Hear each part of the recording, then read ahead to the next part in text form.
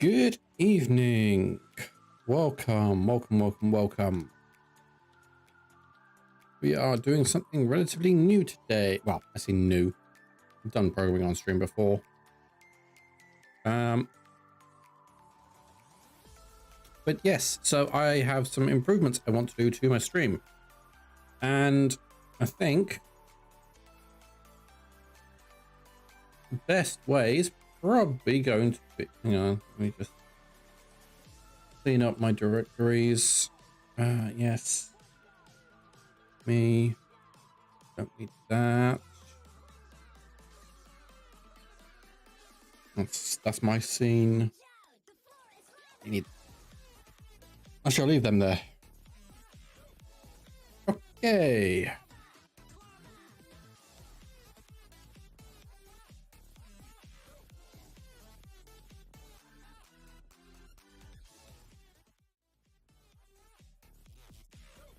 There we go. Greetings. There we go. See me a bit better. So, yes. Today, I am planning on at least starting to create a new overlay for my stream. So, I've got a couple of reasons for this. I bring up my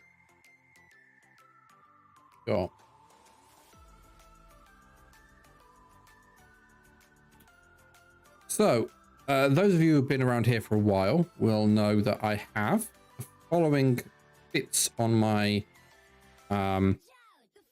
overlay. I have that, which shows the last person to follow, the last person to sub, last person to donate, last person to raid, etc. But it kind of gets in the way. It looks cool, and props to the artist that made it. Individual who goes by the name of Bid Elements on Etsy.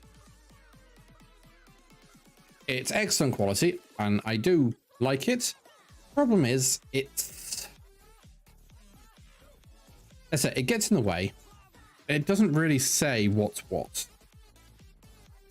I mean, got last sub, last follow, last raid, last donation. Which one's which? I can't actually remember. I think that's last follow, last donate, last sub, last raid. I think. But I can't honestly remember.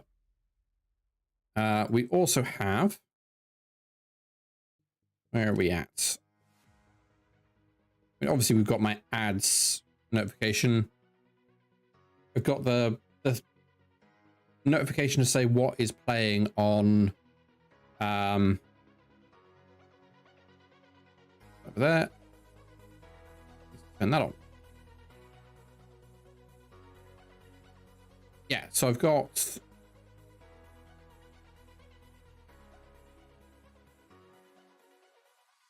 there we go. I've got now it's in the way. Of course it is. Hey, Backfire. Yeah, so I've got the notification to say what's playing. Again, and it's in the way. I've got those of you that remember me when I was playing Tomb Raider. I generally have stats. They're a pain to actually display. Or they're a pain to calculate, a pain to set up. I have to do it individually for every game. I have my somewhere.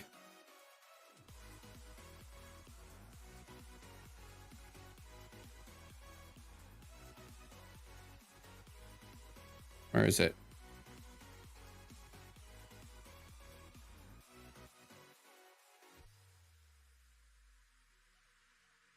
I have my wins and losses for when I'm playing Dead by Daylight or something else that has similar style of things. Ooh, actually, I should probably, because I'm really bad at it.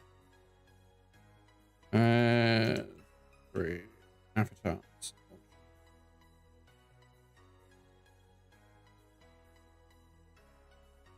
I always forget.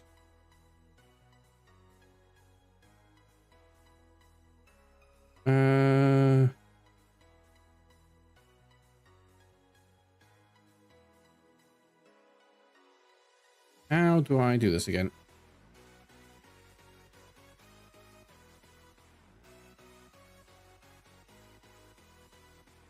Next.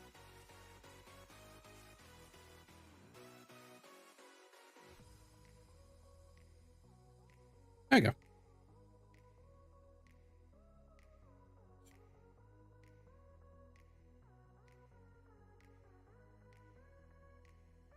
Yeah, she was going to stream today, but she's just had such a busy day at work that she just wasn't feeling it, which is fair. I mean, if she forces herself to stream, she's going to give a sub-quality stream, which she doesn't want to do.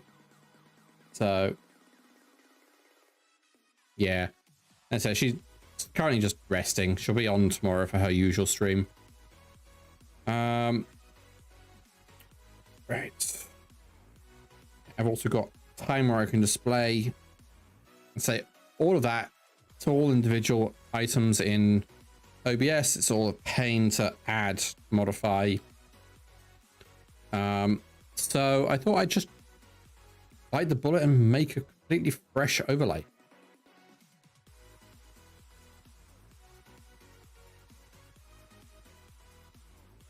Fair enough. Right. So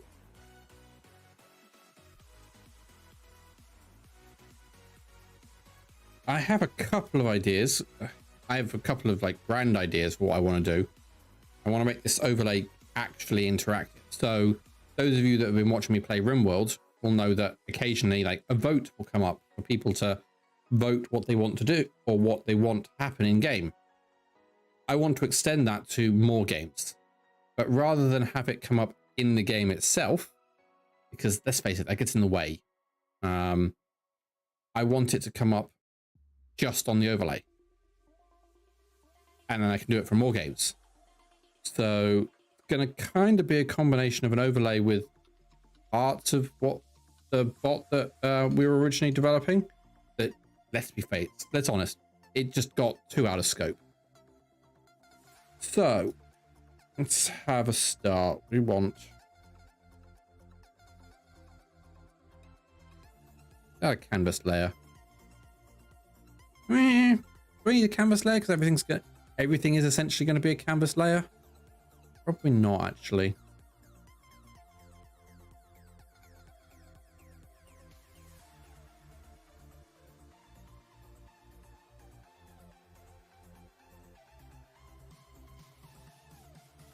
Okie dokie. Have fun, Backfire. Thank you for dropping in.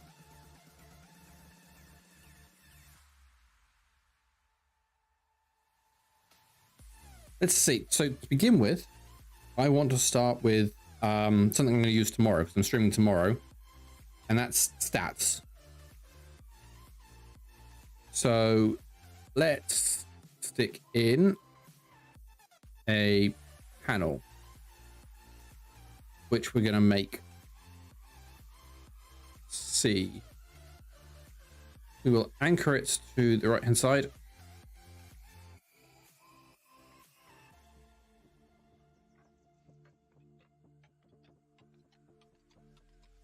Did I push? No, I didn't push the wrong button. Why is...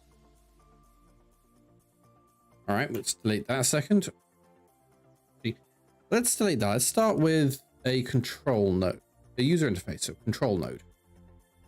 That's better.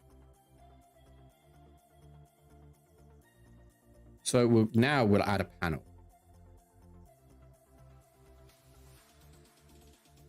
How we could spell bodes well, doesn't it? And now if we anchor it to the right hand center. Right, set the minimum size.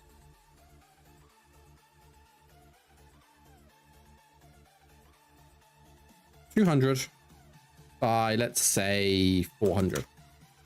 No, it's a bit big. 300. And yes, this is going to vary.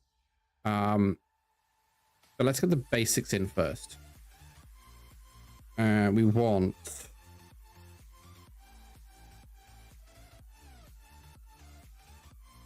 go for a new flat panel. Give it a border. Let's zoom in a bit. We'll give it a 2 pixel border on every side. We'll make the border color dead black. And let's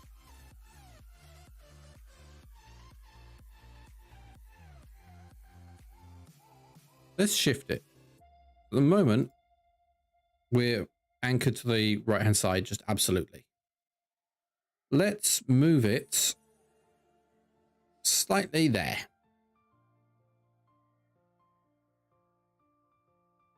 So, I want rounded borders. Let's do 5 pixel rounded borders. How's that? Yeah, that looks good. Background color. Like a gray. I will make it somewhat transparent. How's that? So, I've been doing some experimenting on this already. If I hit run, and we'll shift this over onto this side, and if I do that,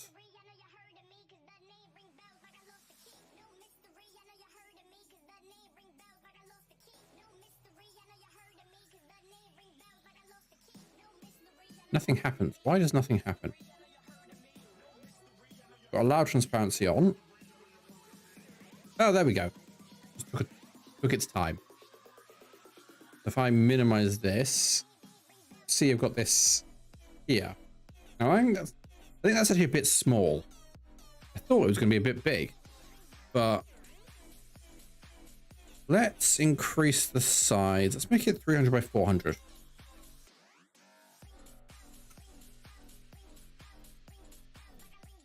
So if we now run, I'm going to get it to start on my other monitor.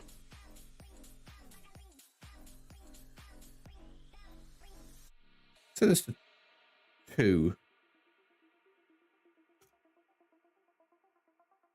Try that.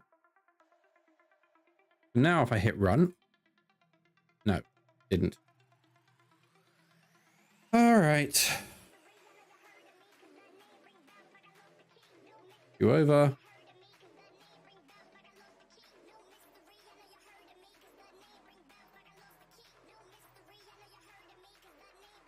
So there we go. I think that's a better size. But if we go and add into this panel, we want a H box. Yes, H box. We don't need wrapping. No, it's not a H box. It's vertical, isn't it? A V box container, which we're gonna anchor full size, and then we'll stick in a label. Let's just put to Raider Chronicles. I'm well aware that's not how you spell Chronicles. Let's just go to 25 remaster. Let's vertically and centrally align it. Then let's put in a spacer. That'll just be a... What would that be for a spacer? That has to be a control node of some kind. I guess I could put a label in. Call it spacer. And then we could put another label in. underneath it. No, not control node.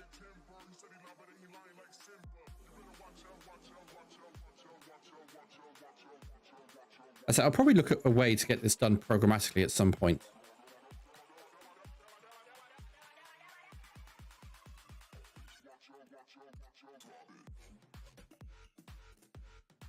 We add a label. This one's going to say, I don't know, let's go for kills.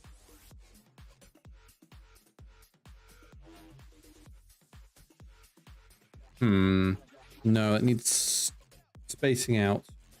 Sorry, padding. Margin container. Ooh, bring that up there. We'll bring these inside the margin container. I need another. I need it to be this way around.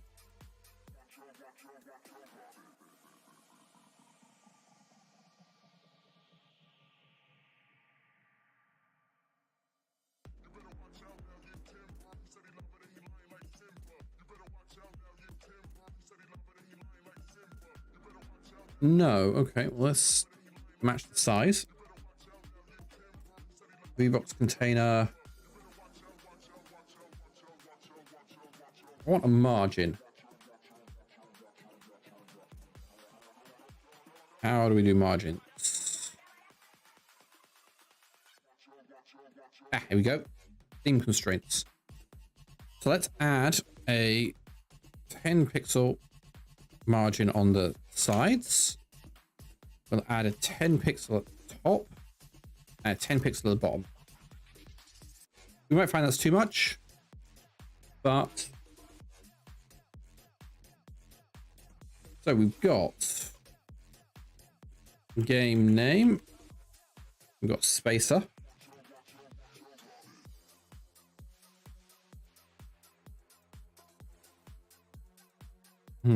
actually I think I want a H box container.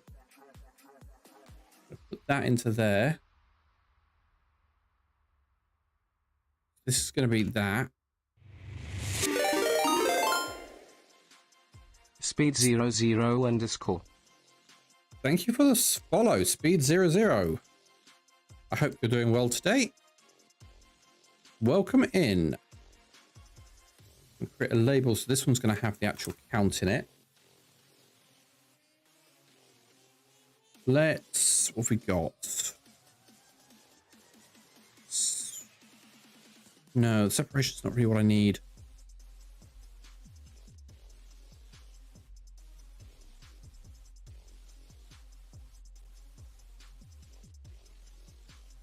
Hey, Psychic.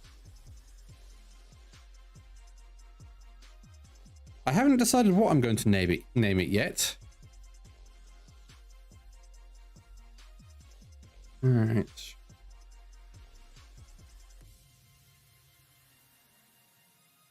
Ah, no, not center.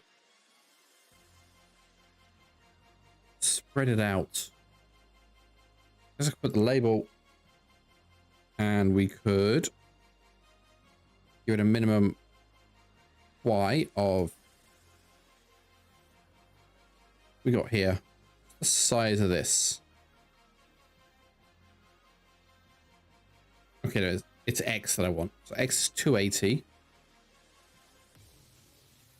So if I do 140X here.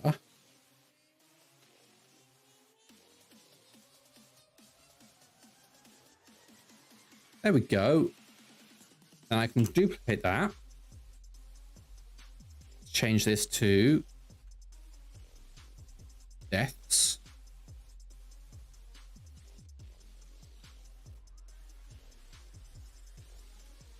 There we go. Nice. I'm doing DirectX 12. Because there's currently a bug with the most recent NVIDIA drivers and Vulkan, where it causes like text boxes and sprites and things to get all out of whack.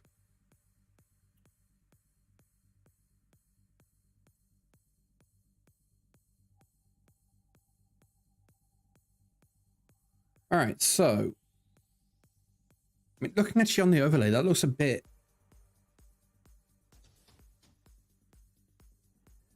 margins look a bit much.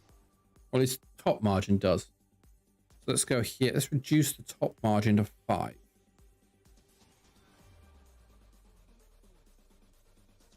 How does that look?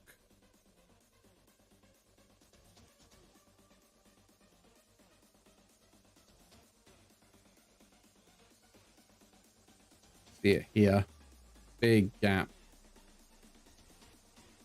And that spacer doesn't seem to have done much. Increase the size of the spacer.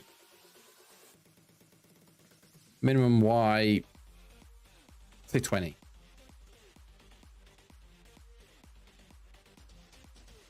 Oh, it's 23. All right, let's increase that to 50.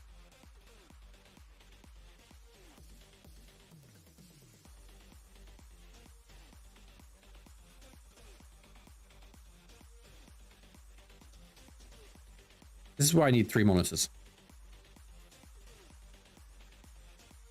Wait for that to catch up.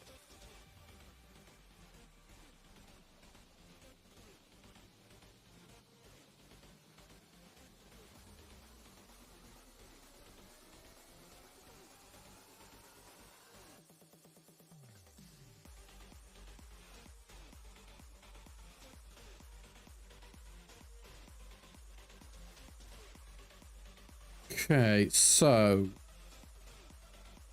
see, because in the editor that looks like it's far too much space. Then when it was not in the editor, it looked massive. Oh, looked tiny actually, and then the gap at the top above Tomb Raider was massive. Why are you not picking up the overlay?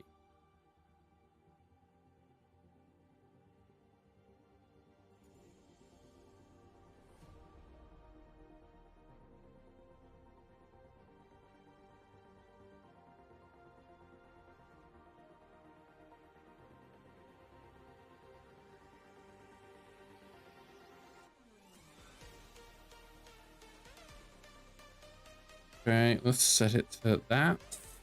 Again? What are you doing, OBS?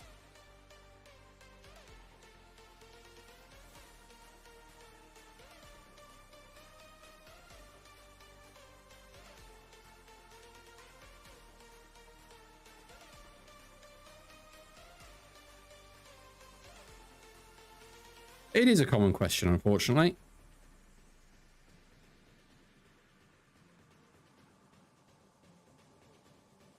Come on, I know you know it's there.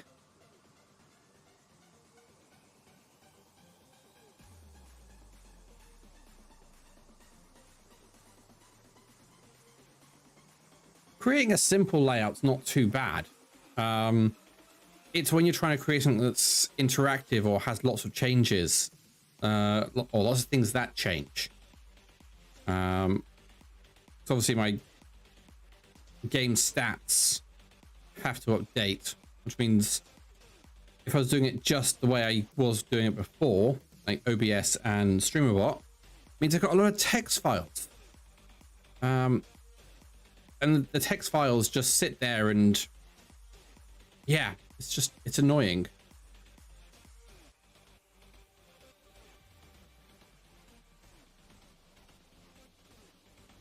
Yeah, I mean, OBS is the gold standard. Always will be. Oh, I say always will be.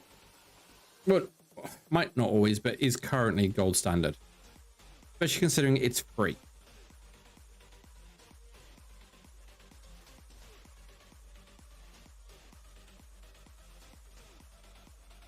Why are you transform? Reset transform.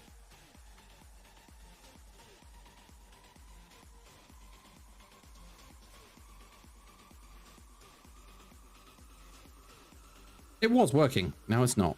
All right, let's try stopping and rerunning.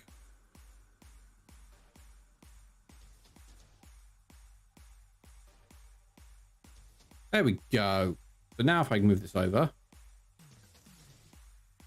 Okay, so now the gap looks too big, I think. Let's remove that from the spacer.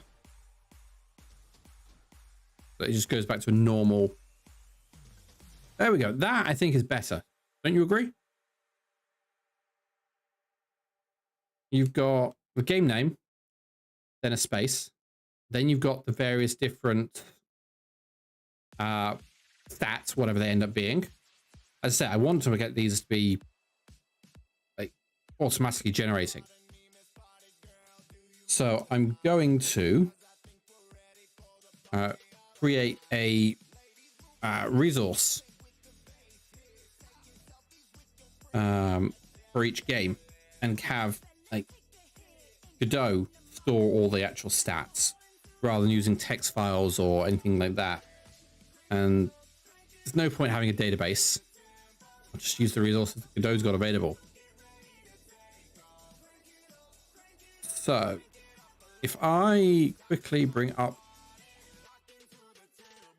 oh yeah, I changed my Tomb Raider one, didn't I? I was working on, I was going to do Rise of the Tomb Raider one, wasn't I? Right, kills per life, deaths per session. Not sure if I like those stats. I mean, the kills I kept forgetting to do.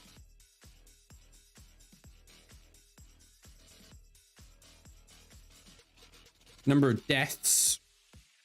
Yeah, number of deaths makes sense. Get rid of that.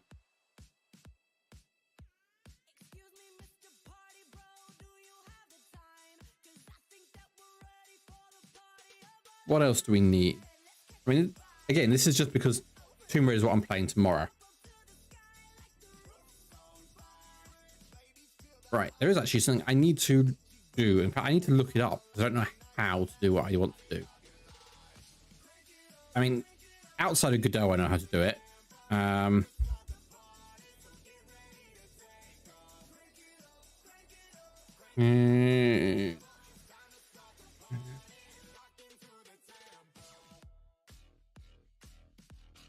Okay. So let's do the sensible thing whenever working with something like Godot and open up the documentation. So if I quickly go to my streamer bot and I start a WebSocket server, because I'm not exposing it outside, I should be all right to just do it without any like authentication. So we'll just use straight off.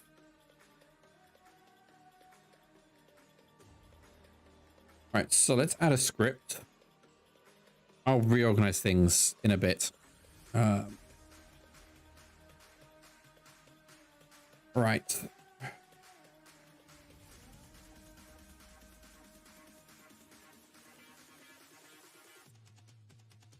Got a class name of main window or main overlay. It's an overlay, isn't it? So we have an export variable. We're going to call this server address, which is a string, and it's going to default to WebSocket 127.0.0.1 on port 8080.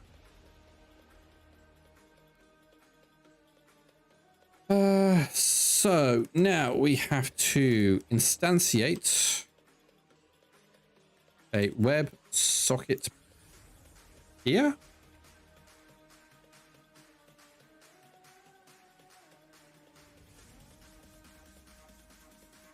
So on ready, we want to connect to the URL.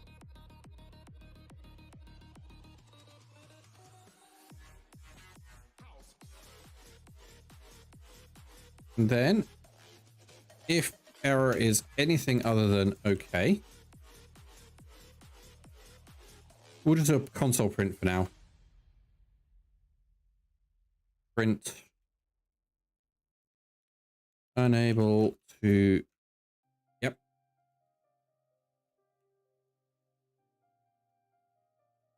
Unable to connect to socket server. We'll go set process to be false. Does that set process for this? Just this object? I think it does.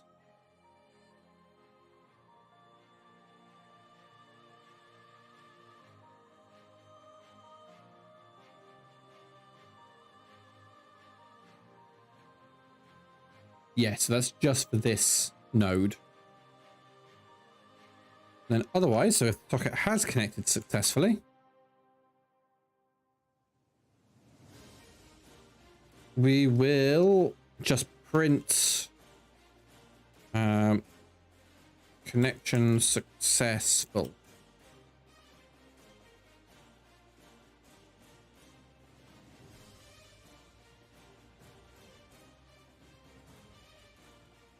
So let's stop that.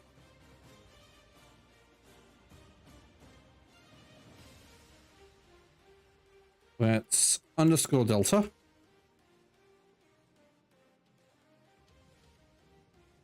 Let's get rid of the comment we don't need. So let's try this.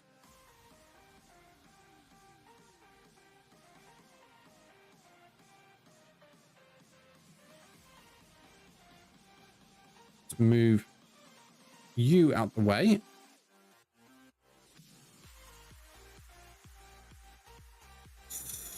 Lock you in place.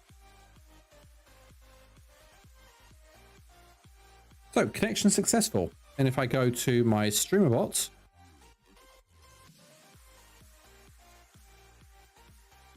I'm not seeing any connected clients.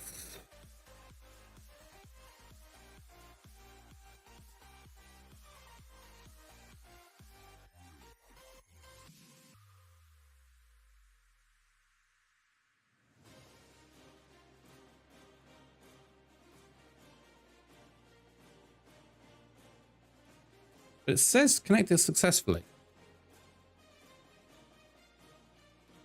All right, let's go and finish off what their documentation says. So their documentation has... So we'll print that. Let's stop it. And we'll await. We'll get create a timer for 2 seconds. So we'll wait for the timer to time out. And then we'll go socket. Send text. Test packet.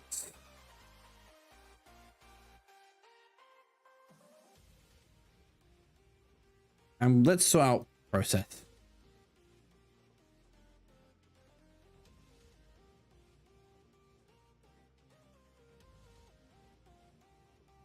You know what? I'm just going to copy what they've got verbatim. Let's have a look. What we got?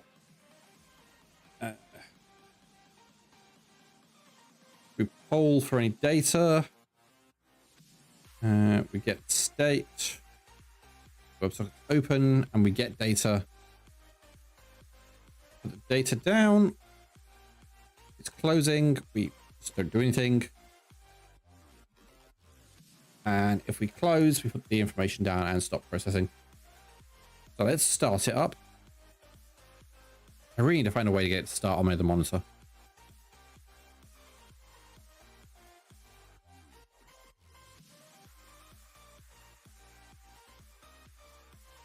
Okay, so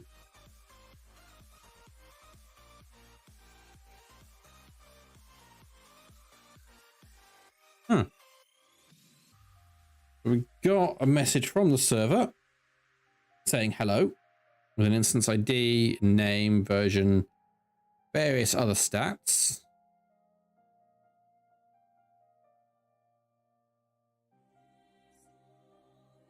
Then we sent a message that was to StreamerBot. Yeah, StreamerBot now says I'm connected, but also, yeah, I don't know if this is going to work the way I want it to.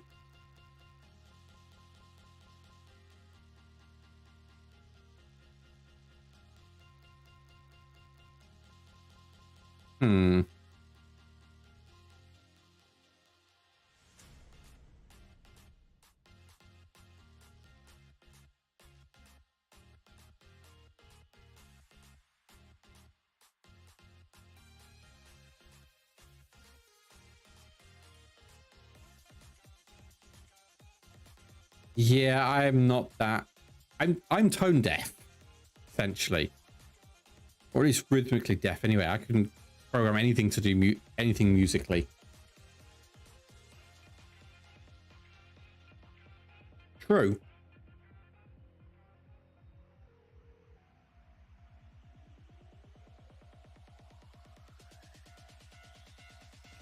Right. Well, let's look. Let's open up a different set of documentation.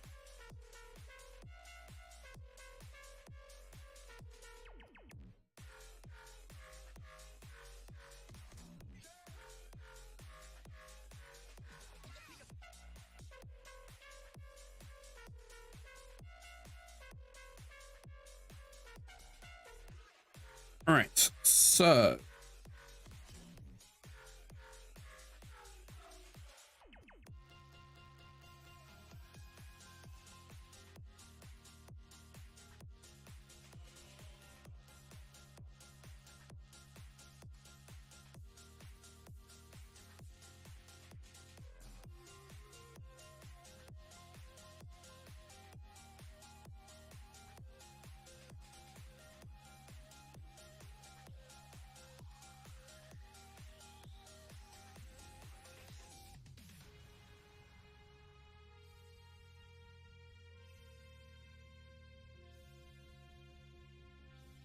okay. So let's have a look.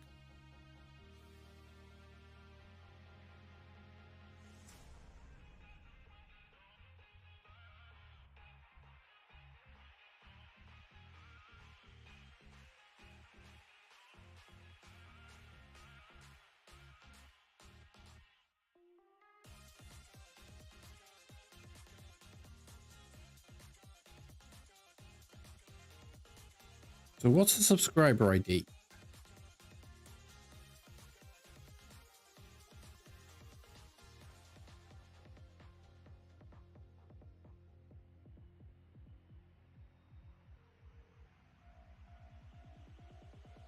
See, this is going to be difficult, but it's getting the systems to talk to each other.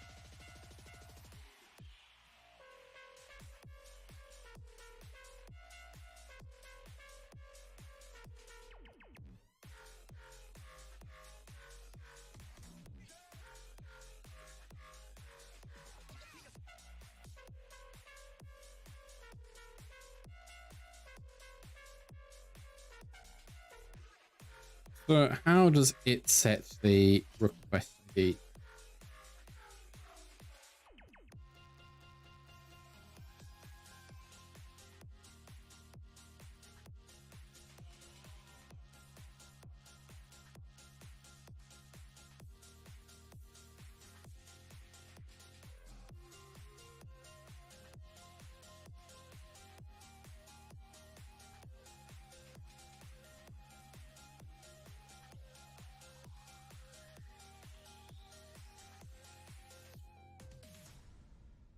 How does this work? Connect to the web server immediately. Yeah, that's fine.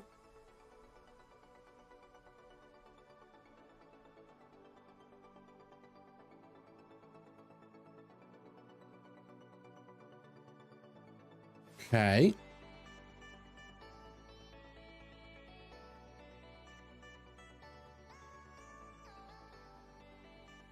main.ts imports the app, styles, creates the app, mounts it.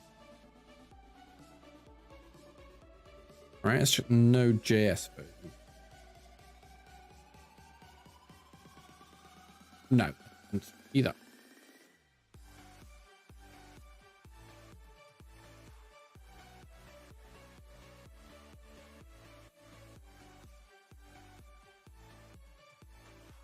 All right, let's stop this so no one's connected.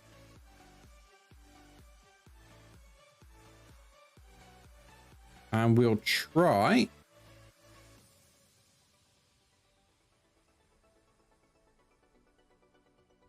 it's a nice simple one.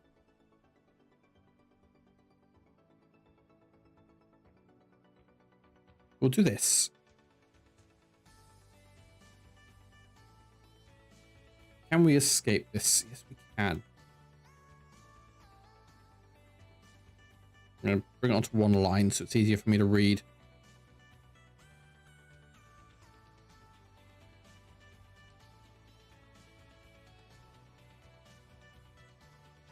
So we got this. And we will. Can we create a new GUID? How do we create a GUID in Godot?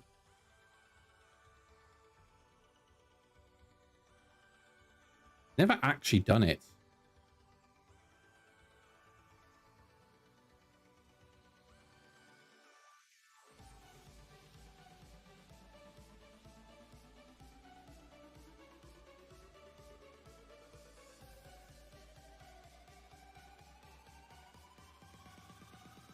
Looks like people have been doing it with add-ons. So let's have a look. UUID.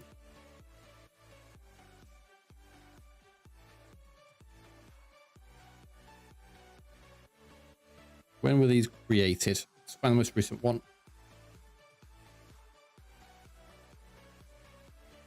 I think that's the one I've just looked at GitHub for.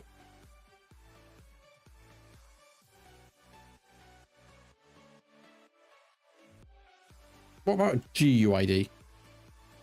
No. V5, 4.2.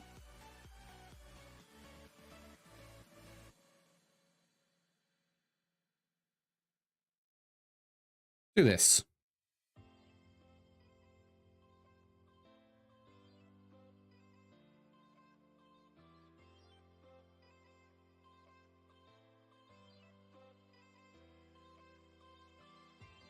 Can I just...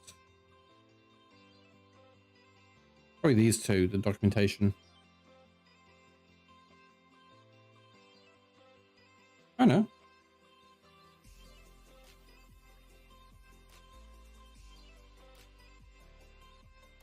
But what's conflicting?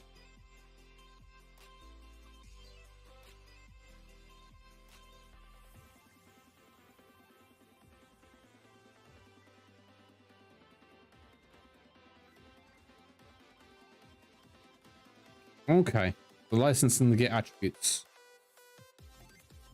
I don't actually need the git ignore either. Or the readme.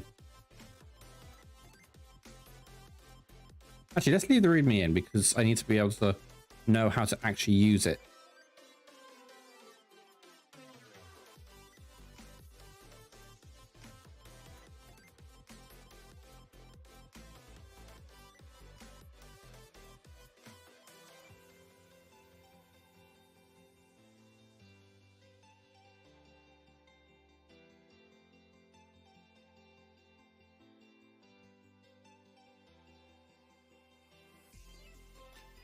Actually, you know what?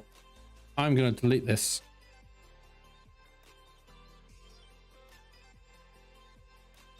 And I'm just going to put I'm going to generate a GUID myself. Just online GUID generator.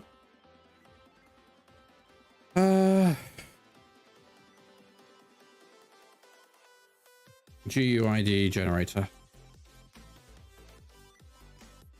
Just generate a random GUID. And I'll just paste it in. Like that. So now if I run this,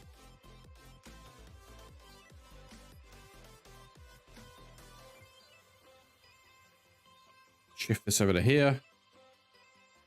Ah, so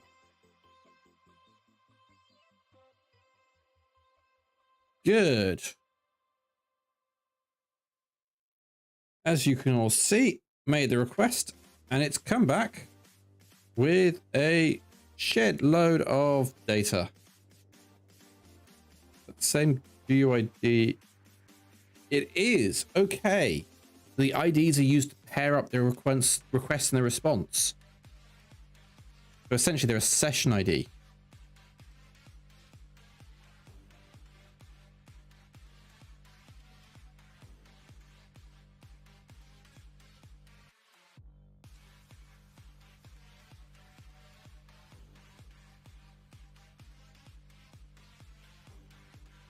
The next question is, how do I get it to subscribe to a specific event?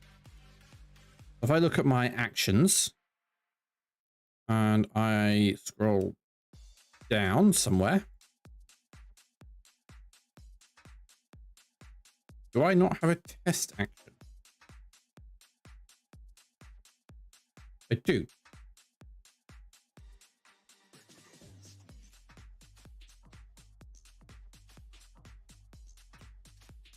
How do I subscribe to that?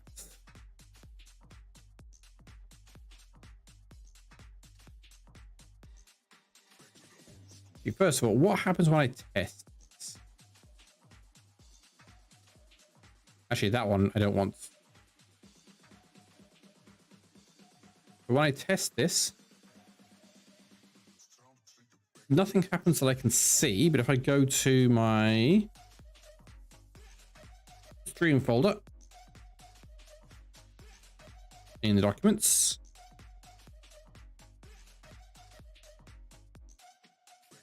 stream counters, then we've got testing stuff.txt, which was written just now. Got all this stuff on it. It's got information about like my profile picture, the description I've got on Twitch, my username, all that stuff, and it's got some information on like the ad length, tags, all this stuff, which is good. So that's working. So now we go to the documentation.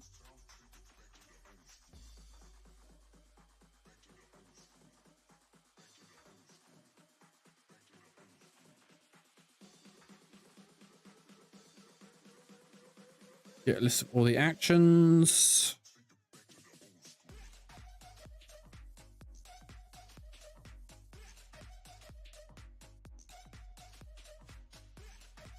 So let's look at the list of events. Let's grab this list out and stick it into Notepad, because there's a lot of events here. And I want to know how to subscribe to a specific one. So let's Notepad it up.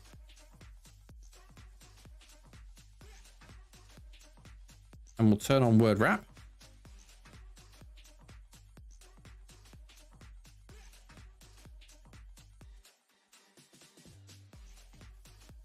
We'll do a find and replace. Everywhere where it's got comma,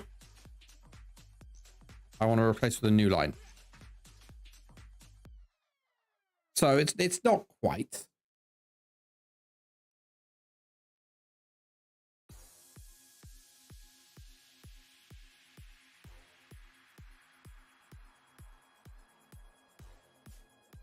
These are all the Twitch events.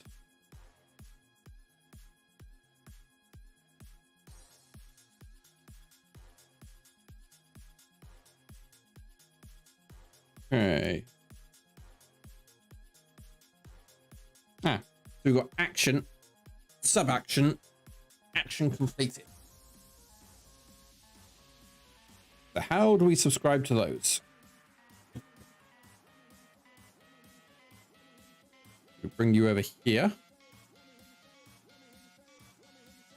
Let's stop you.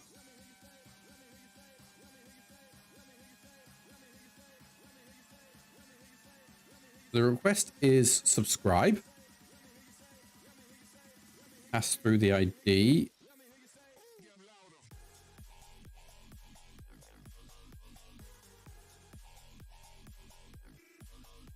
I'm surprised that worked. So we want to escape. We go to events. Where we escape that. Actually, you know what? I'm going to copy this to my notepad on a new page. So the event category is raw. Capital.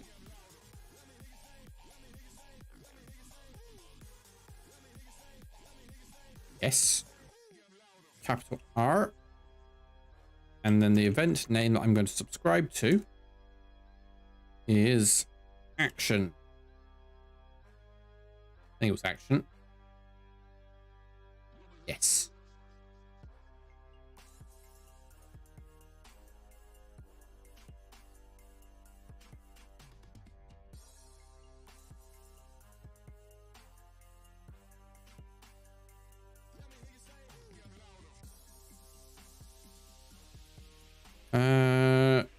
I get distracted too easily.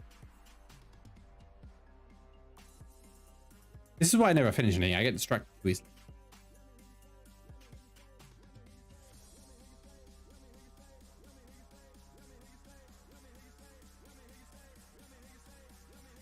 Okay, so is there a specific sub-action?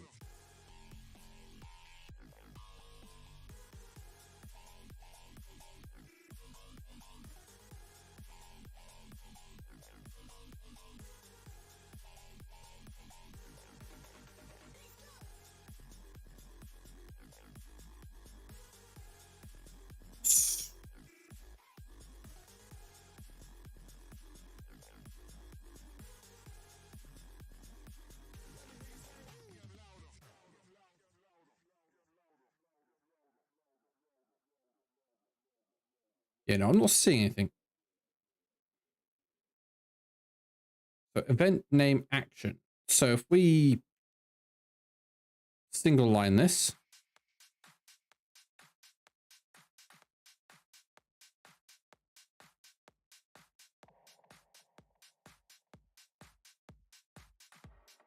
And we that let's escape out the quotes. So now we'll paste this in here.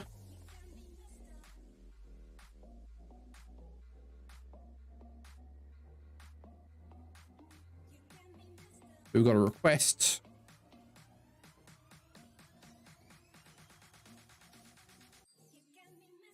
Actually, let's grab the ID from here.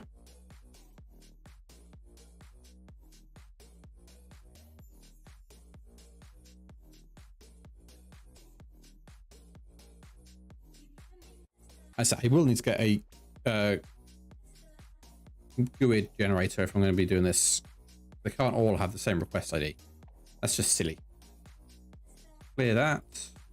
Oh, yeah. I ignore this.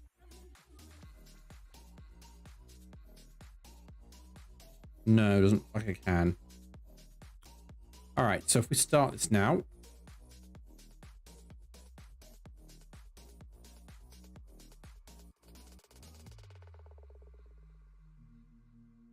Move you out the way.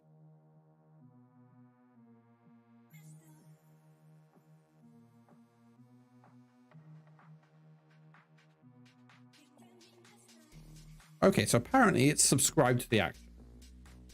So now if I do this, we got info.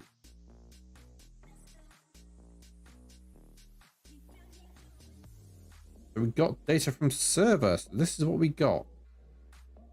Right, copy this. Bring this over into Notepad. And I should have a plugin for this. I do. JS format. This is the information I got. The action name is testing stuff. The action ID is the action ID. Good.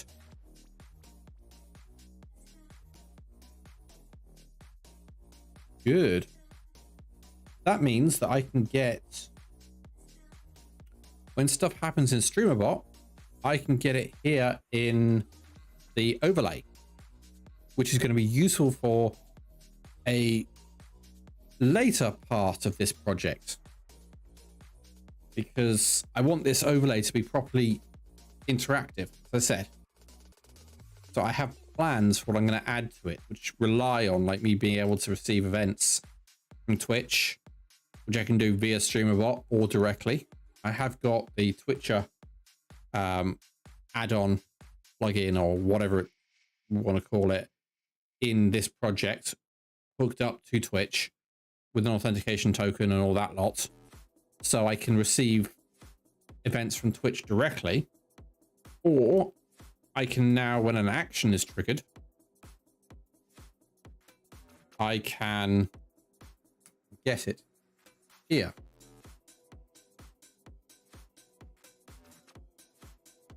I don't need to run any sub actions in an event. I just need to have the event itself.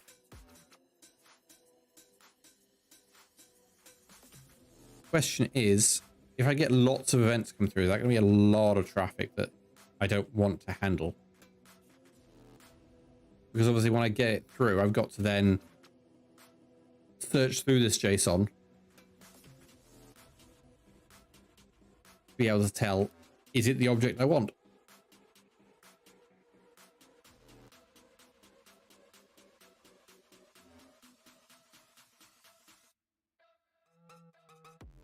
Is there any JSON parsing in Godot by default? Let's have a look.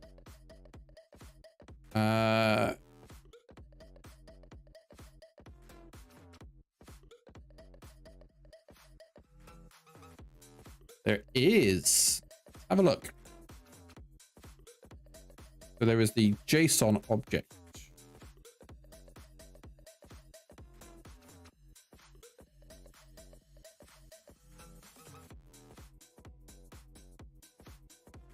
So let's, no, I don't want to keep that.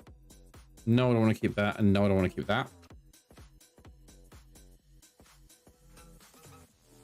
So when we get data, let's, instead of just like dumping it all out, like we did here, let's parse it to data, parse string. This is where we get the JSON string.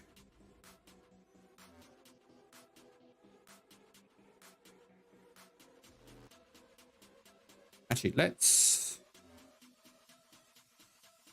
dump it out to a string first. And we can do string there and string there. So that way I still dump it out, or can still dump it out. Comment that out for a second.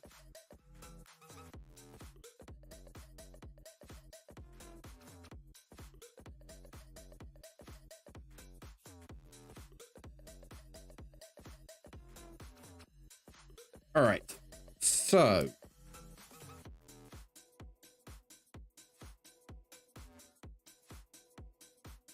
let's have a look.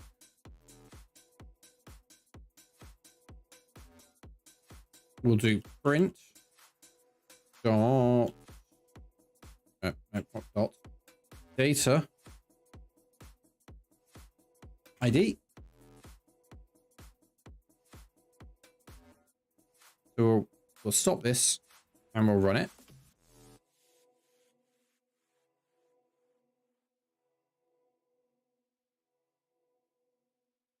And we fail.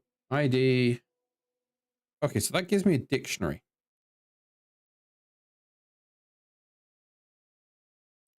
Let's put a breakpoint here.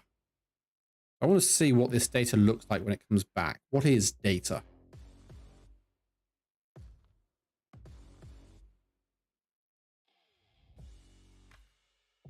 So we'll step over.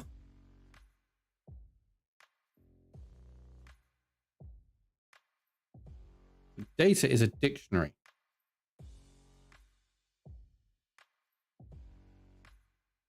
Or dictionary of dictionaries, shall we say.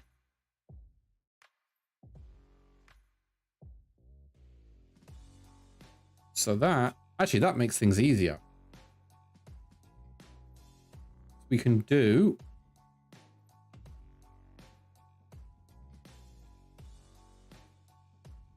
that is really annoying me. Wish there was a way to turn that off. Is actually let's copy error. Disable warning.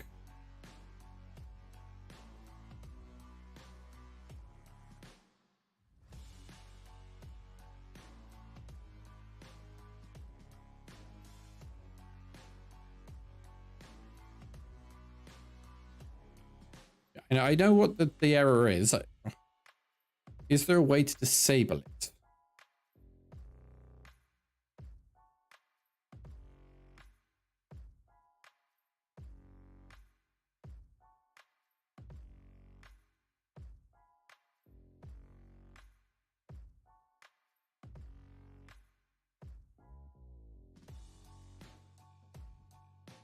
No.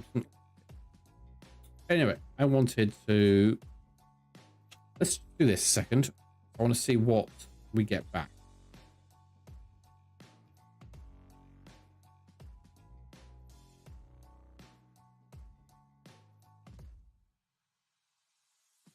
We print it out.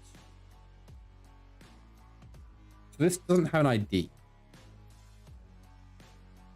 does have session.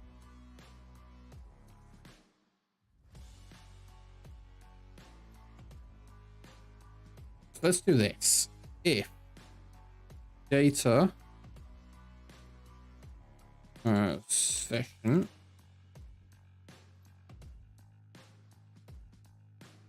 then we want to print out the contents of data session.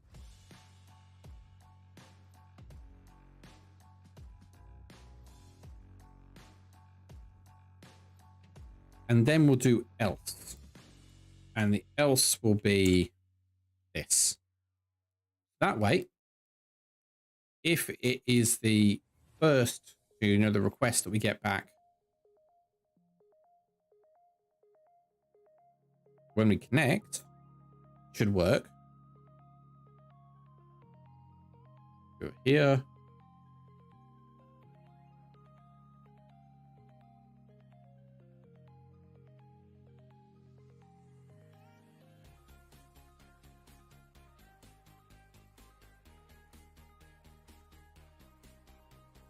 Okay, so that does actually throw an error if the session is not there. What's the best way in Godot to check if a dictionary has a key? Check if dictionary has key.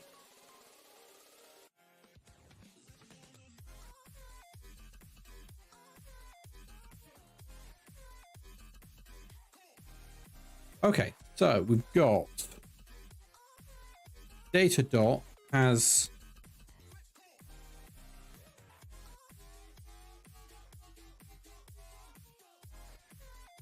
do that.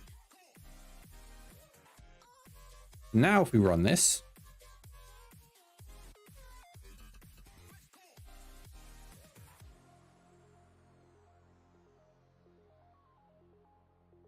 Bring that over.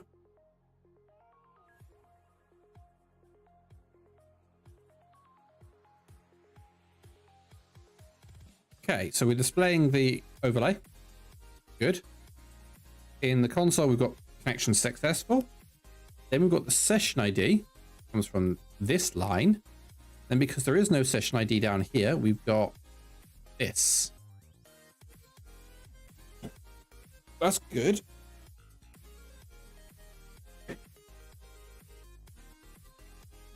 So now if I come over to here,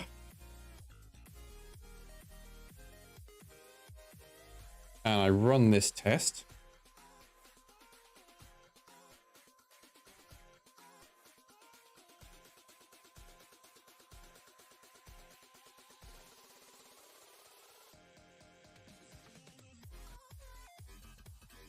we will put a breakpoint here. We'll run a test again. So what is data? We'll look at data, which is dictionary size 3. We have an event and the data. The event source raw type action, and data with all the actual stuff like the ID of the action, the name, and then a load of arguments.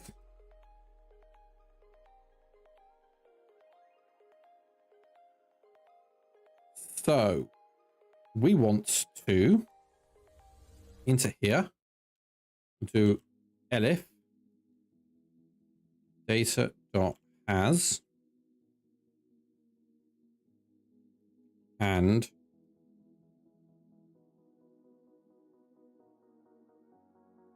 so we'll do event data.has event and data event has and data.event dot source equals raw and data dot type equals action. If it's an action, is that formatted right? Yes, it is.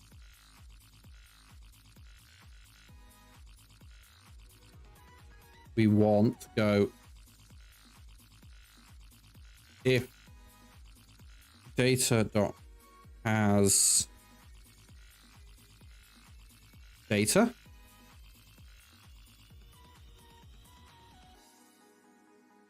we'll grab the name, print data dot name. So will this actually, what if I do this? Is it hot swappable? No. All right, let's stop that and play it again.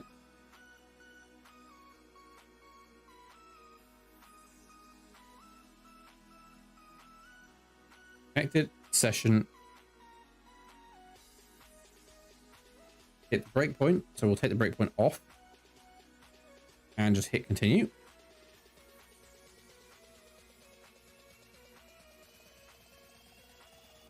And let's have a look at the output. WebSocket was probably because I hit the breakpoint.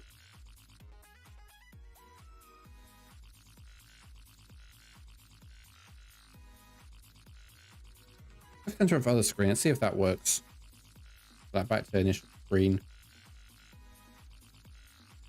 Close and play. No, we didn't. Have a look at the output though. Successfully got the session ID. We got the data from the subscription. That's the catch-all. Now if I do a test, testing stuff, which is what the action is called.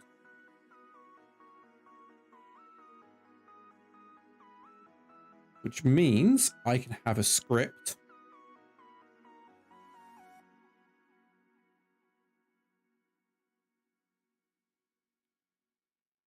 where would I do it? I don't know. But either way, or a method. Probably a method. I'll probably break a lot of this up if I can. Poll. We'll grab the state. Then we'll have another method to check the state.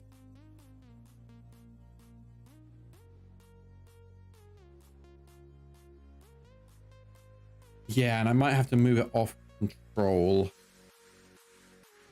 Setting process to false on just the main control is probably not the best idea. I'll probably create a node just for handling like this stuff. I'll give it a unique name or a class name. Actually, I'll give it a class name. I don't need to go unique. And then I can call streamerbot handler dot, and then put methods in for like subscribing and things like that. Oh, I've got incoming ads. So there's another event that triggered and successfully put it in.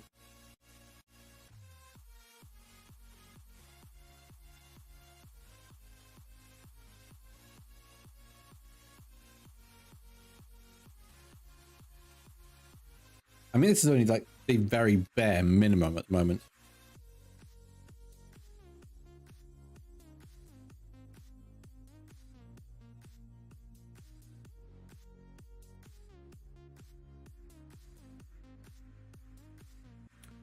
Right.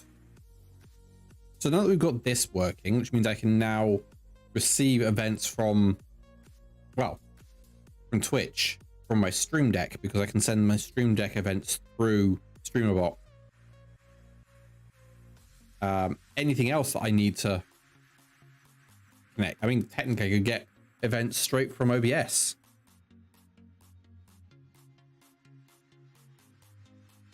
So I want to create a new script.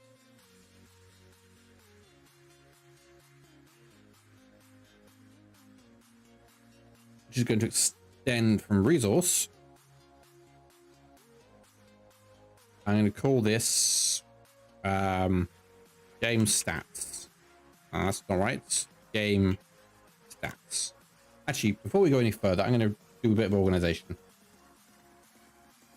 Create a new folder. Scenes. Create a new folder. Main. We'll move these two into main. We will new folder.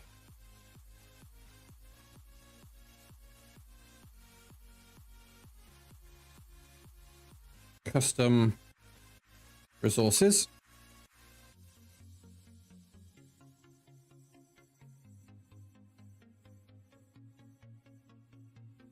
And then into that, we're going to have game stats.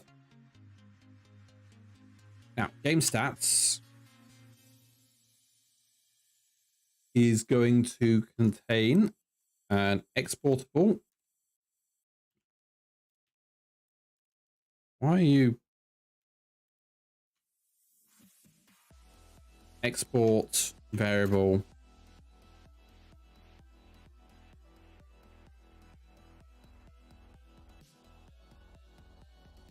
Make this a dictionary. I can't type it yet, I don't think.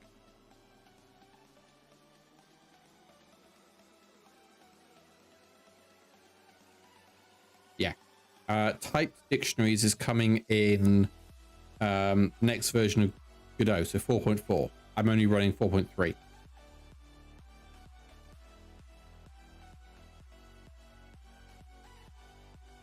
So if I go to this, create a new folder called games,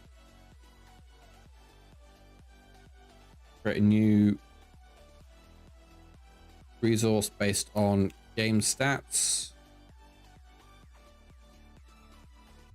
I didn't give it a Last name, game stats. Now I should be able to create a resource based on game stats. Call this Tomb Raider 5.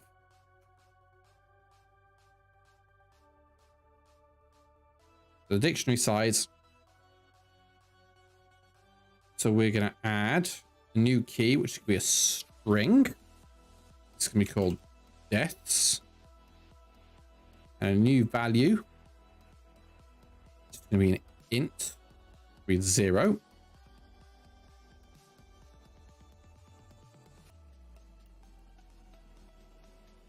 Do I want anything else?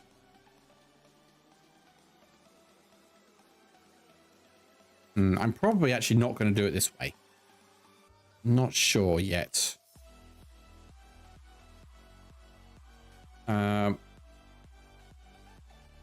We'll see. But for now, let's go. We will on the panel. Let's rip.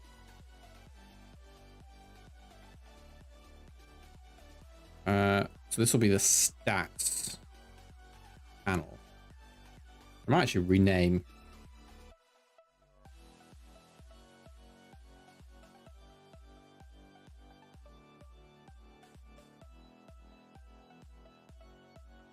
So we want to override ready.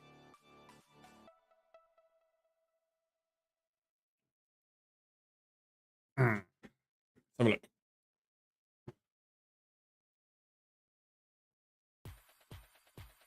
Let's actually first let's give it a export.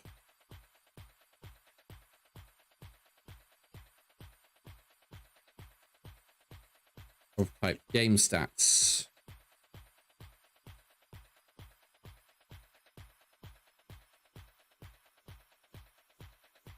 Now I want the stats to be retained between sessions, so I don't need to do anything fancy. First of all, I guess, if not current game, then I want to quit out, just as a safety measure. But if it is a game,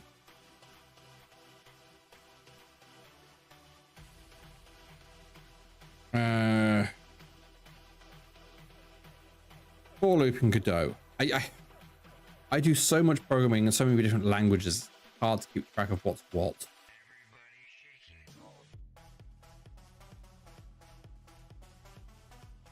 Looping in GD script.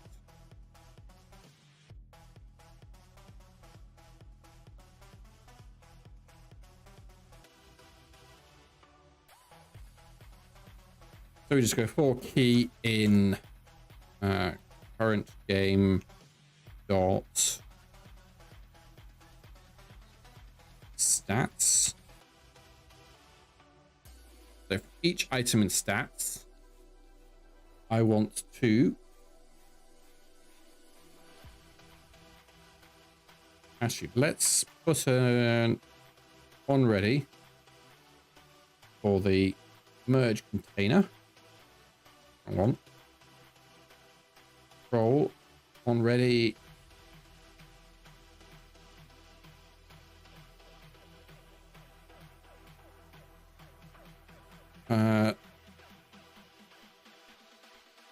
Merge container. Margin container, not merge. Got add child.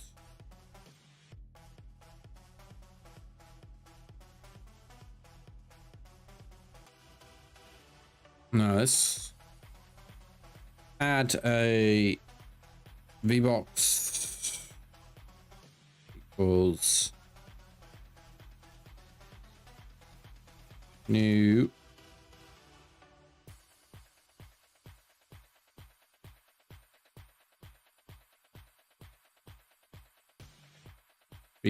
VBox container dot new, wouldn't it? And then we go VBox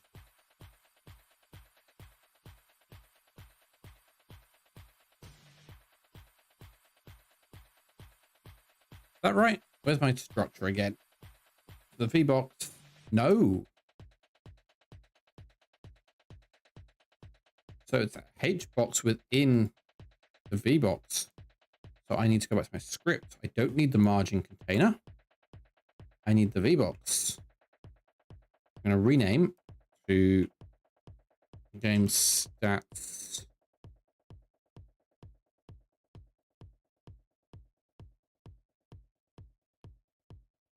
Game stats. We'll just call this game underscore stats. That. Lines. So this would be a H box, not a V box.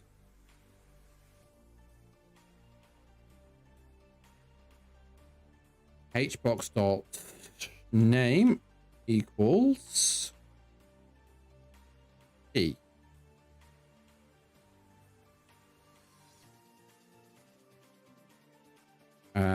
Plus label.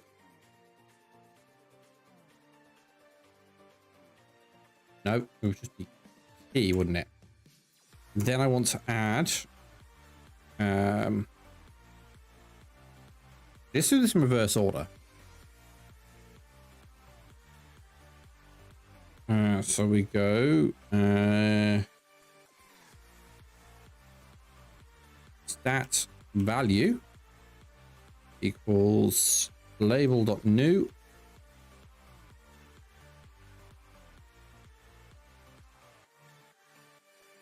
stat value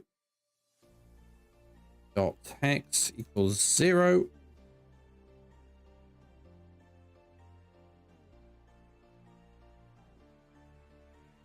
Actually, I want to name it as well, don't I?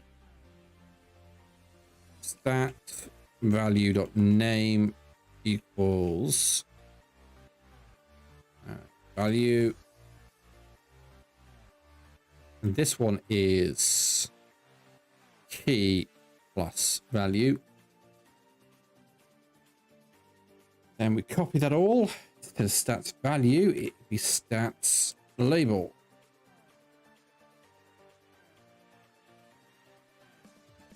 Like that. That text is actually going to be the key.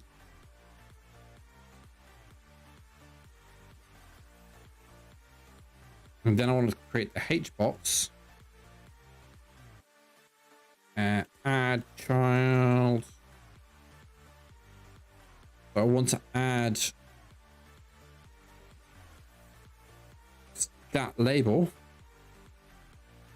Then I want to add stat value.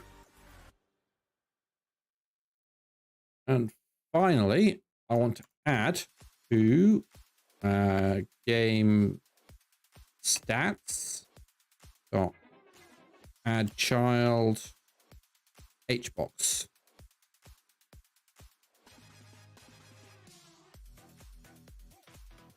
So now if we go to 2D, we go to stats panel. We'll drag that into the current game. So the current game is Tomb Raider. And I hit play.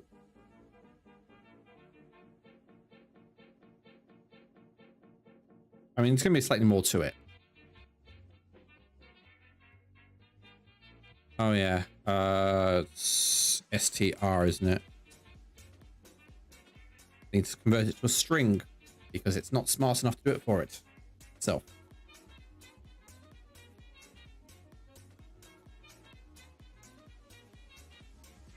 Connected. Got everything.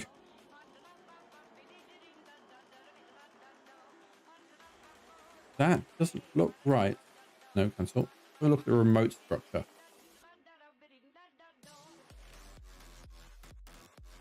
We've got deaths. Oh, I've got other settings I need to set in the H box.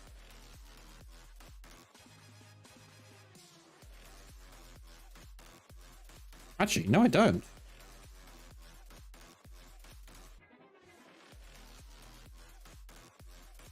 What are the labels?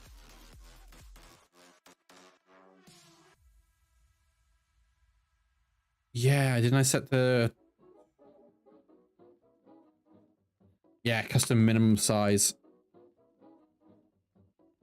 Right, okay. It's fine. Actually, this would be key plus that. I also need to go stat label dot custom minimum size equals 140. Is that what it is? Yes. Oh. Dot X. Now, if we run this,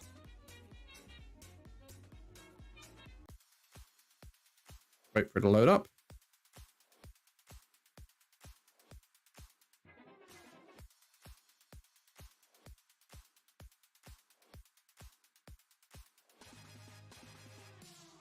Why is it showing Godot instead of me?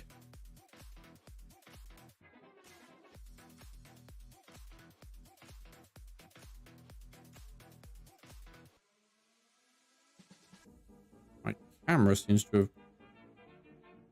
There we go. Yeah, some reason it was not show. Anyway, okay, so we've got the deaths, we've got the... That's lining up now. There we go. You see? So that's now dynamically and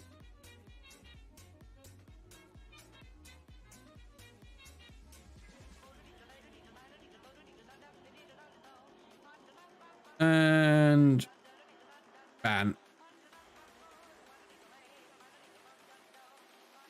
But yes, so now we've got a dynamically adding list.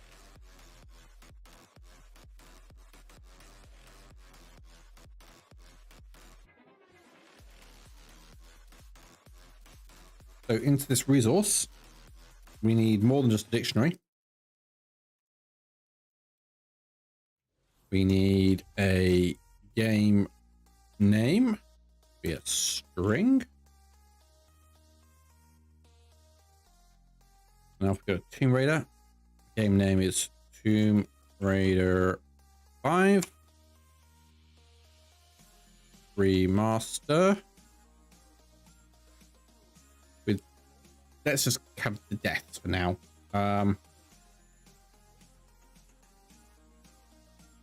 Yeah. Oh, actually, no. We've got deaths. We've got a new key pair, of which it's going to be a string.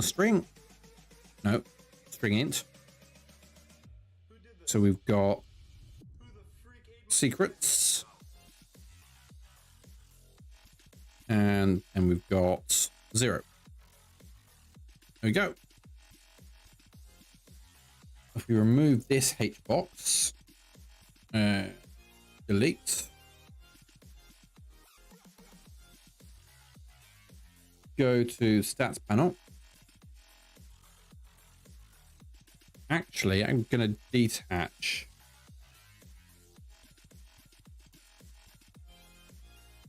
We'll attach game stats to game stats.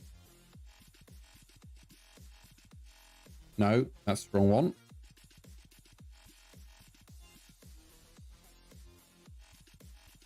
Stats panel goes to game stats. Because we don't need this. We literally just go add child.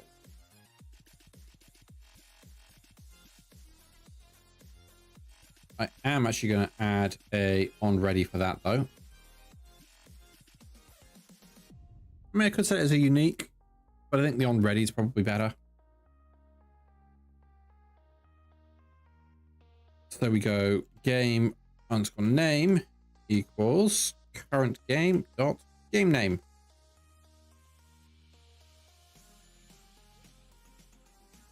Oh, game name dot text. So now if we go here to game name and we remove that, stats, Tomb Raider. If we run this, we should. Who did this? Crash. Who the freak ate my snack pack? Oh, right. Okay, yeah.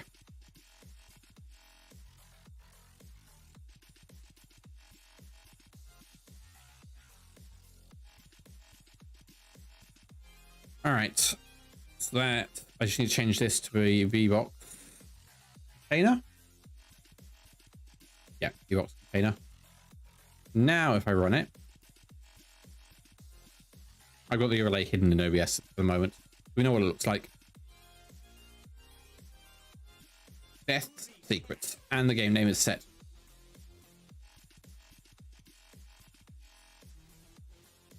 Let's make those corners a bit more pronounced.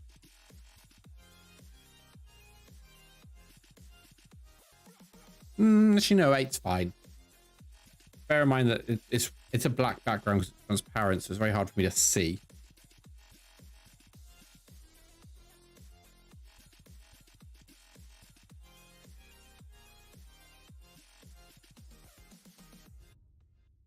All right.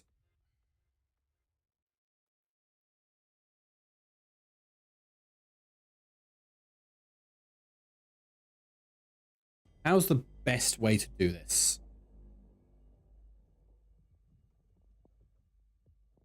In game stats, let's add a signal.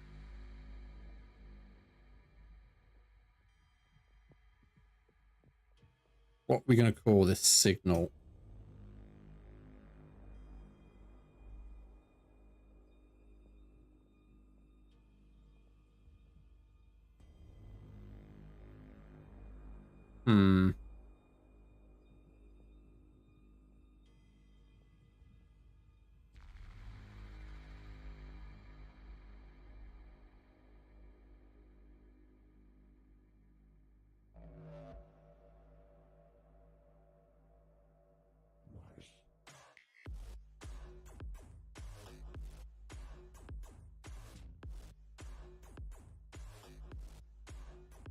Let's call it stat changed.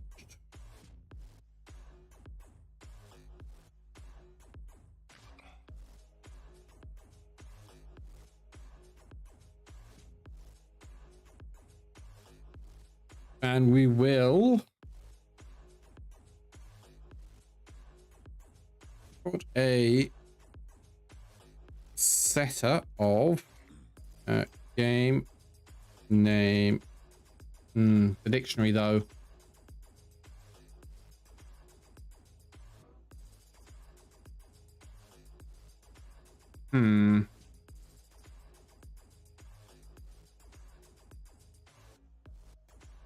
Yeah, let's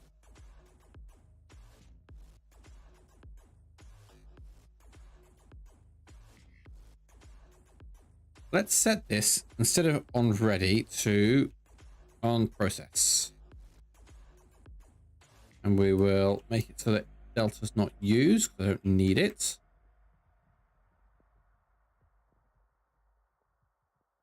No, because that's just going to add every frame. I'll do this. I might have to kill it. Or it might kill itself. But yeah, see.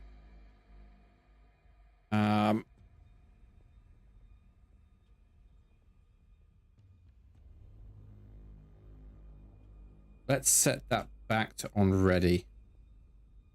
Oh, I know what I can do. Let's add the process.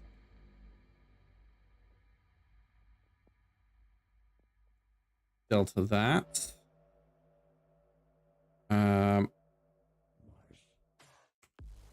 For each child in get children. This is running on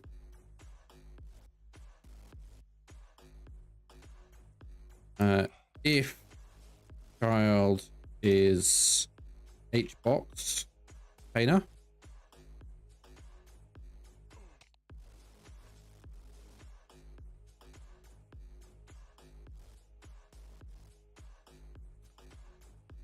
Okay. So we want to then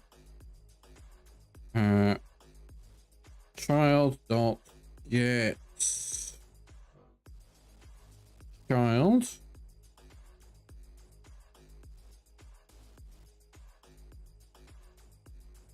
add a line under it so I can actually see what I'm doing. I don't want index. Though I guess it would be index 1, wouldn't it?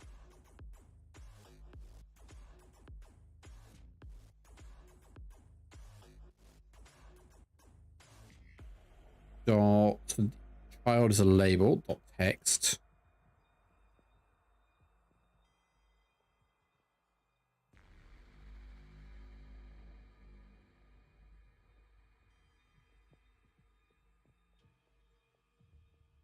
All right. Yeah, so it would be current game dot stats child dot name. No, not quite. Well, it's the name is key then value.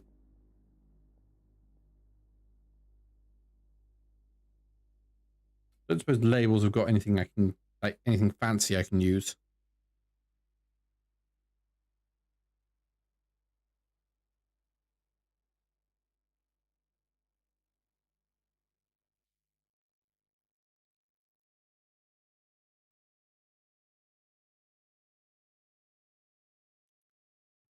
They don't.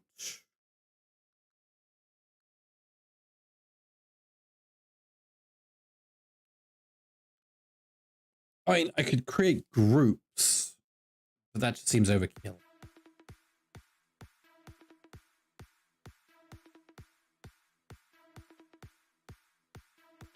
Replace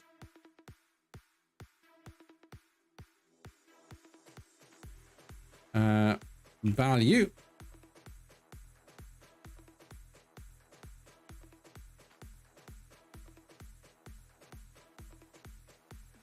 right. Let's try this. This is probably going to fail, but you never know. It failed.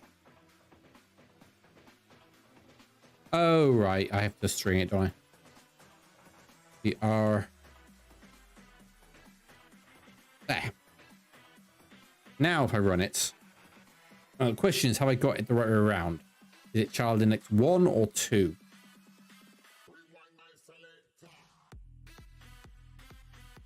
So now if I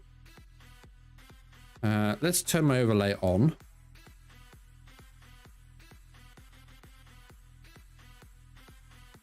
Wait for it to kick in.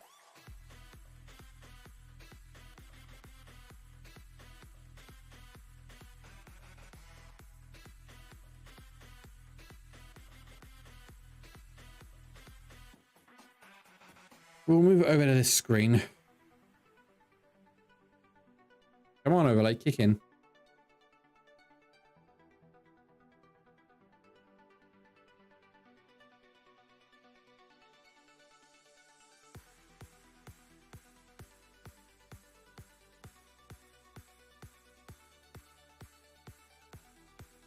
Just picking up is picking up the window.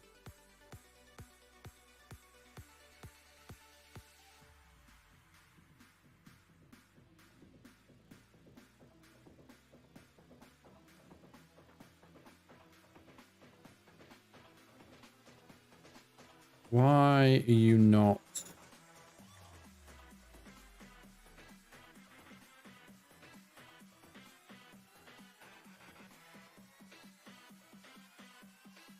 So that's Twitch. No, that's Godot itself. So that's the actual like application.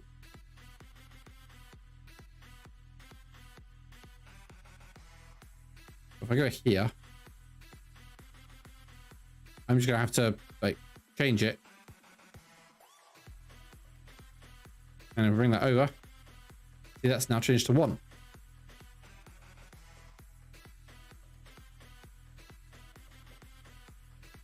Which means I can now increase them. All right, so let's go into my streamer bot.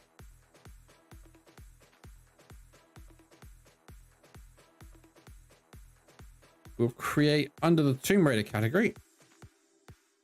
Let's add death.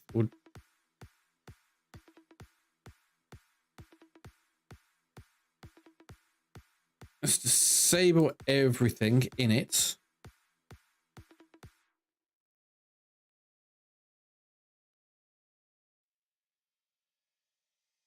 So we're not deleting anything, we're just disabling it. So all the sub actions, apart from like a sound from me, so I know it's actually run, are being disabled. Yeah. So it's not actually doing anything apart from playing a sound.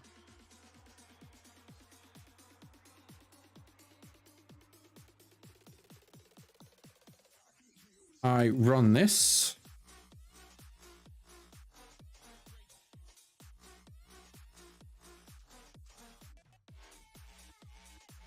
There we go. And you guys can see it. It's actually come up this time. Looks like I have to wait for it to come up before moving it. So we look at the console here. I go to Tomb Raider. Hit the add death. We've got add death. I'm not going to hit add kill because I'm not doing kills. It will be secret. But I'll need to add a new button for that.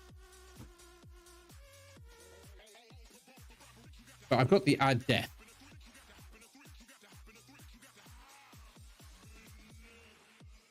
And now we need to find a way of effectively handling. We've got game stats, current game.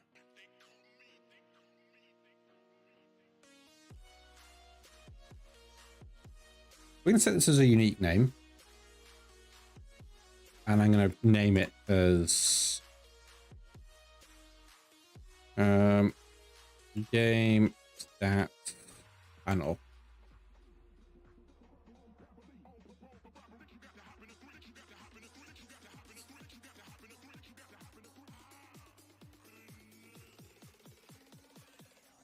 So we've got this here.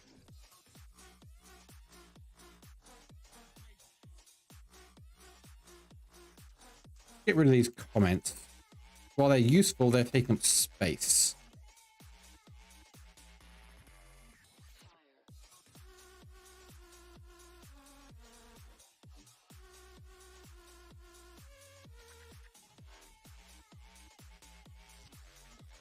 Right, so we don't need the name. We don't need... Let's take out the session. We don't need to know if it's a session. We've got whether it's connected correctly or not in this. So we'll leave that there. We'll subscribe to it. That's fine.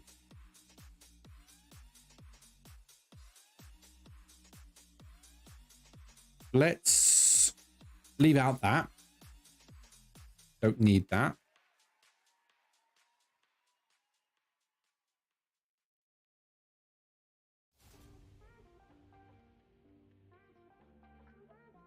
So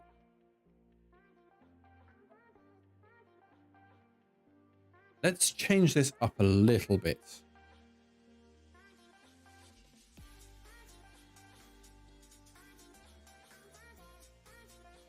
So let's bring this back and we'll just print out string here. Because I need to see what data comes back with it. Run this. And that's up front.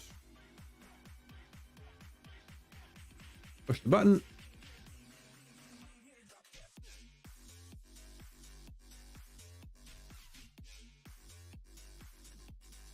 There we go. So the arguments, button ID, action ID, action name, add deck, event source, stream deck. All right. So if I come into here, I add a sub action.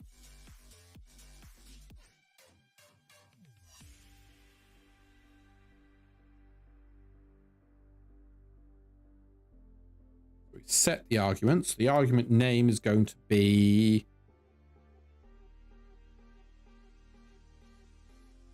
stat. The value is death. So now if I push the button,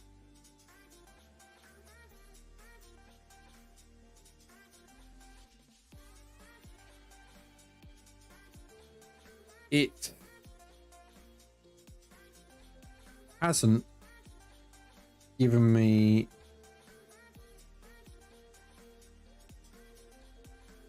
hasn't given me the extra argument. That sucks.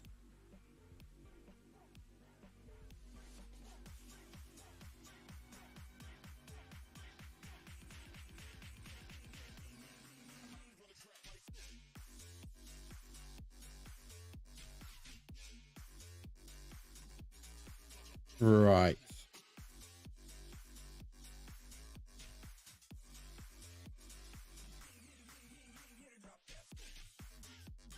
Hoping it'd give me the argument. I can use the action ID. Requires a bit more setup.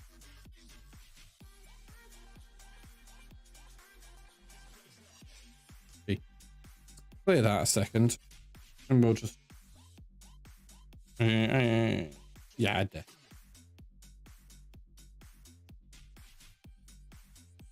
So we've got event, raw, and type action. We've got the request ID. We've got the action ID. The name of the action, which is add death. The arguments, we've got the button ID of the Stream Deck. We've got the action ID again. The action name again. Event source is Stream Deck. Running action ID. And the action queued at.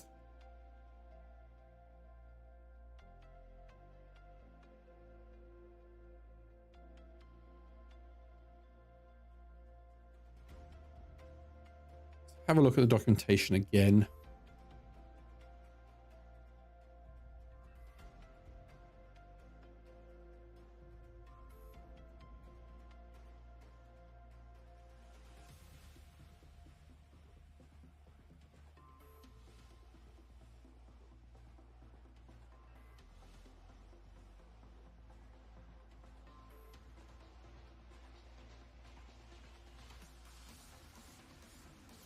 Okay, so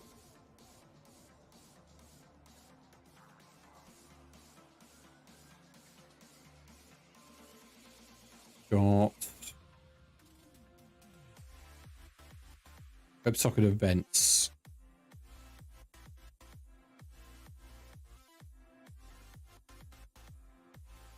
Not helpful.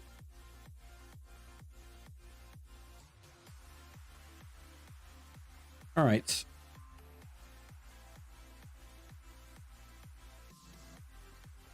If I send through a... Oh, no, 'cause I'm not looking for...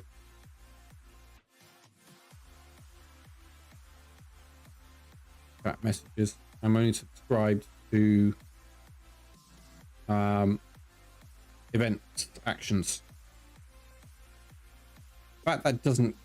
So I added an argument and it didn't come through. That's annoying.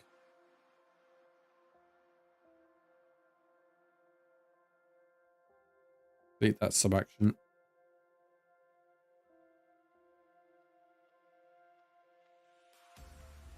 Can I subscribe to sub actions?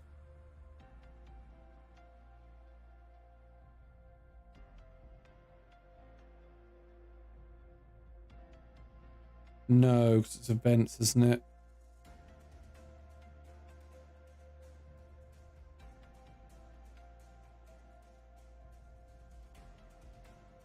Yeah.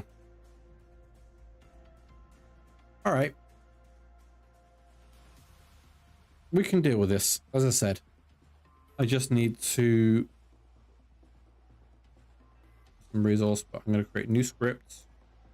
This one is a game stat, single stat, which is going to from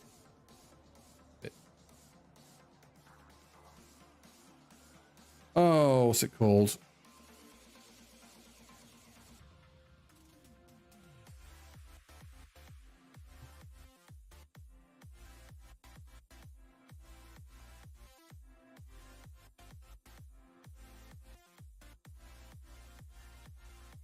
this.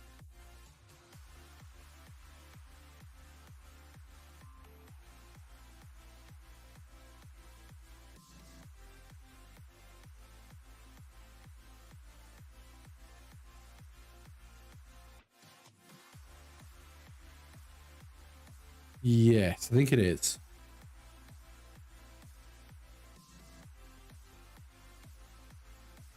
So we get a ref counted, essentially a slimline object.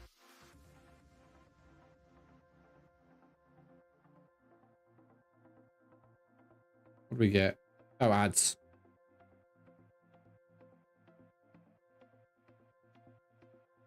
Ads in 5 minutes. Okay, so this is going to be.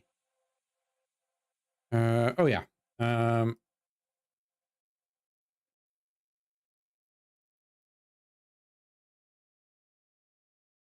Yeah. Okay, so we've got an export for the name.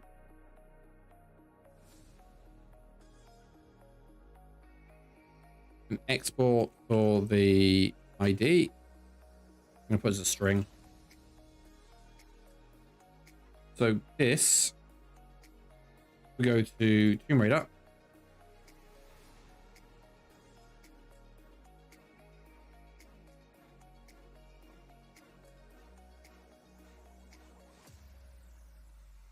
No, it's not what I want, actually.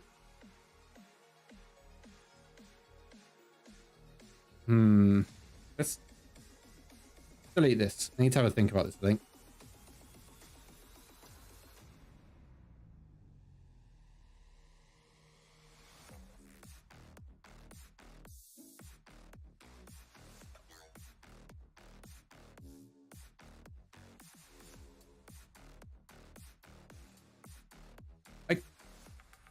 Yeah, I know what I'm going to do.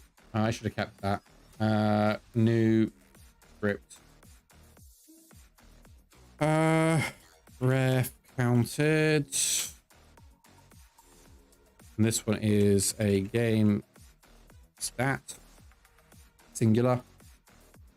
I'm going to change what's in it. So I'm going to export the name. And I'm going to export the stat. I'm going to do as an int. I may have to change that at some point. Something other than an int. But so in stat panel,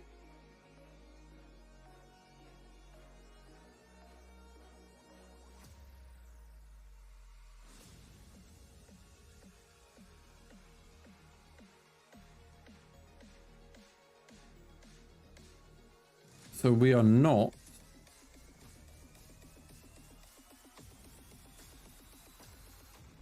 if I open up Tomb Raider and I go to edit deaths,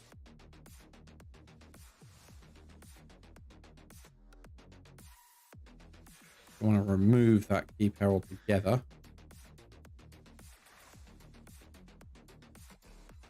Tomb Raider. The new one is going to be a string.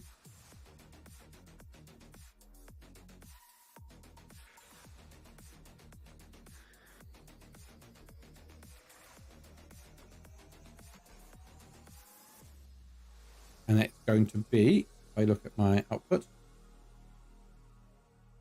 stop that a second. Action ID is 6, etc., etc. So the key is going to be that. Value is going to be a new.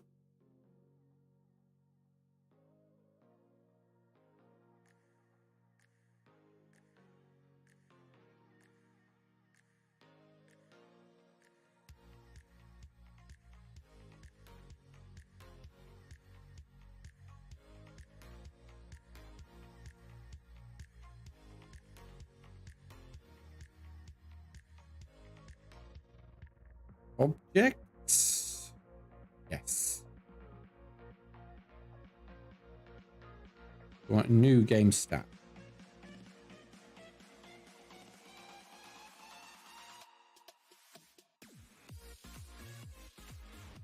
which probably won't show up because I haven't actually given it a class name.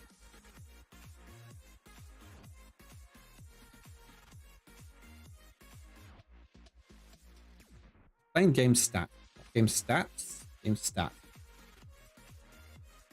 Under here. New string. Just do it. New object.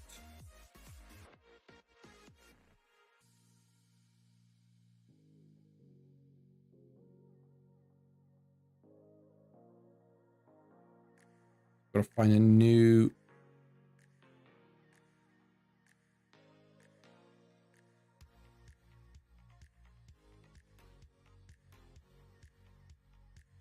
Quick load. Stat. Now I don't want the actual script.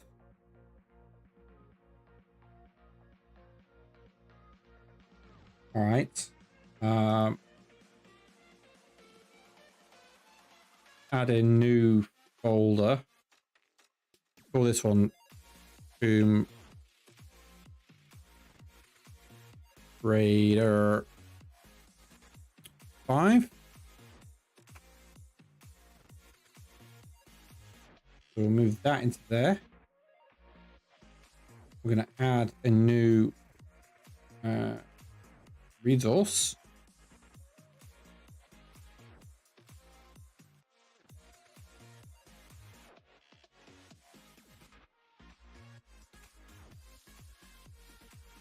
New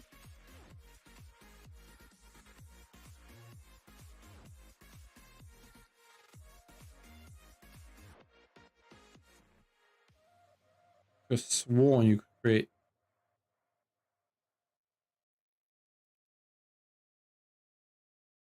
maybe not.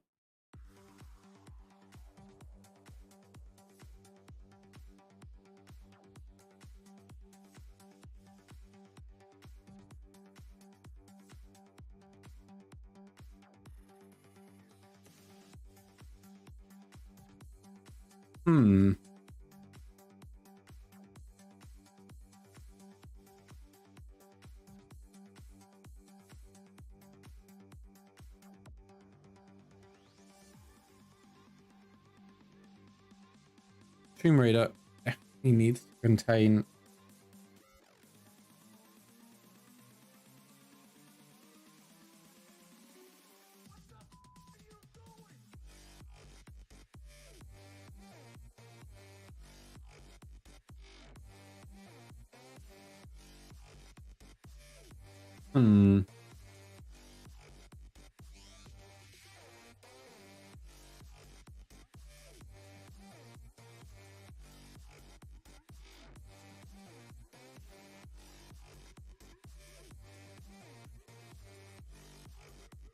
if only they like sent through more info. All we need is more info. We just don't have it.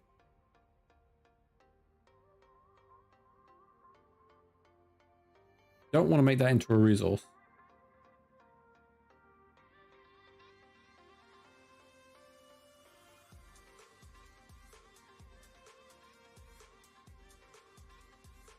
What are our options?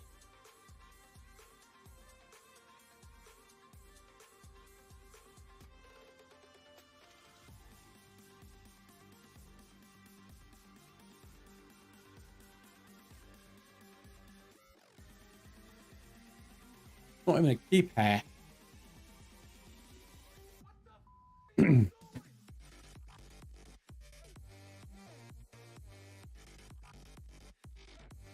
I could do an array, I guess.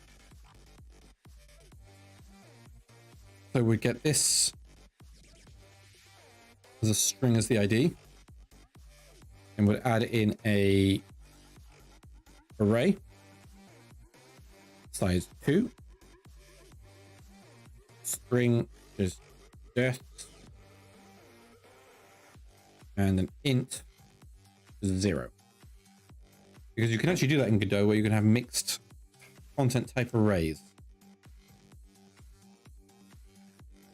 So in our stats panel now, when we create it, instead of creating it with the name of the key,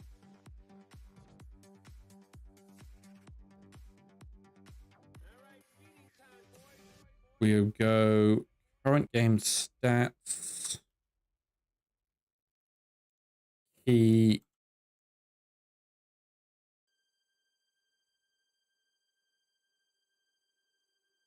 and then we'll go for position 0 in the array.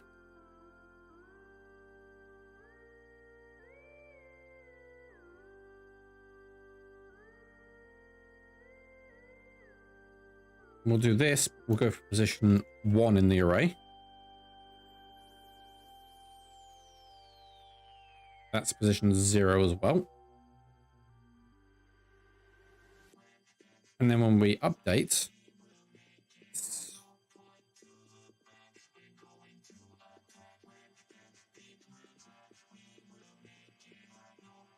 ooh, we need the GUID.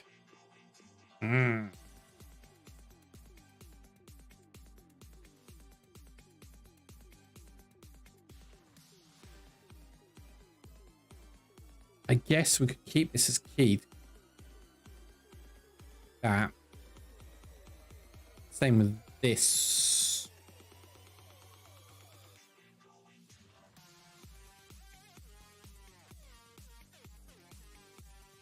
Yeah,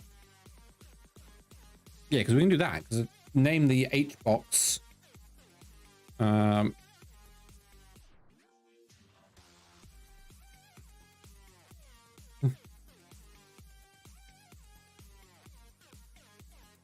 Let's try it. It's the only way we're going to check. The only way we're really going to know is by trying it.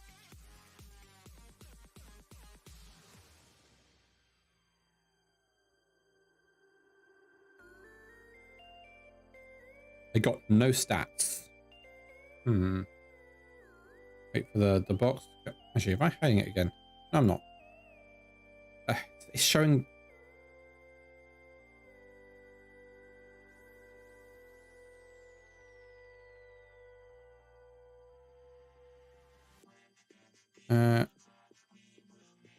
Window title must match. There we go.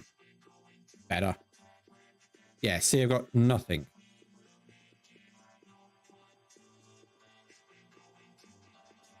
So let's put a breakpoint here. And we'll restart it.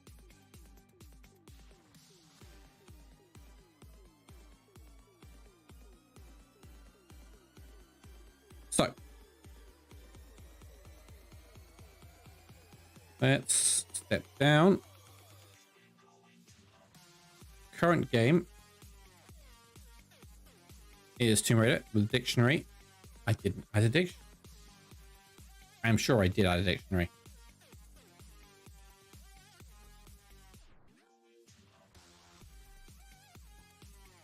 So this is a string, which is the GUID.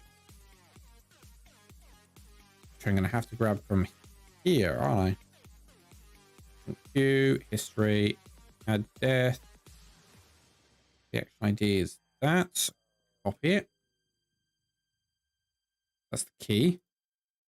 Add a new array of size 2. We add a string, which is death. And we add an int, which is 0.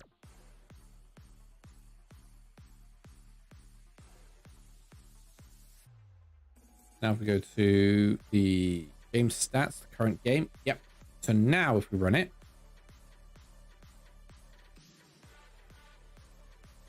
I've closed StreamerBot. Hang on. There it is.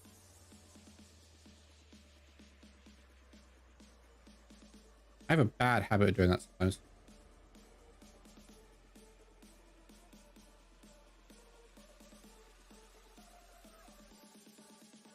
Bring that over. Bring chat back up so I can see what you guys are saying.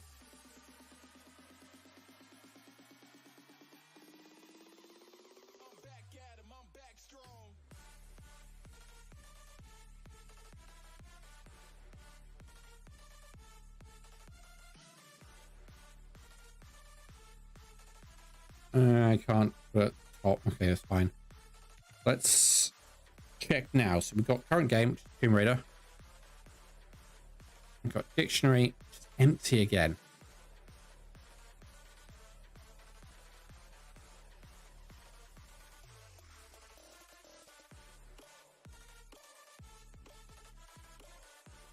It does not want to store that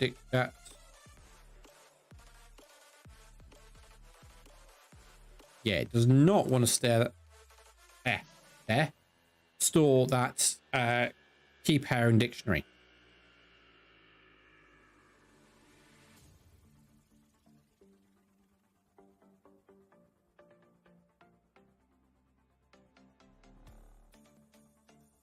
Right. What's a better way of doing this? So it obviously doesn't like the dictionary of arrays.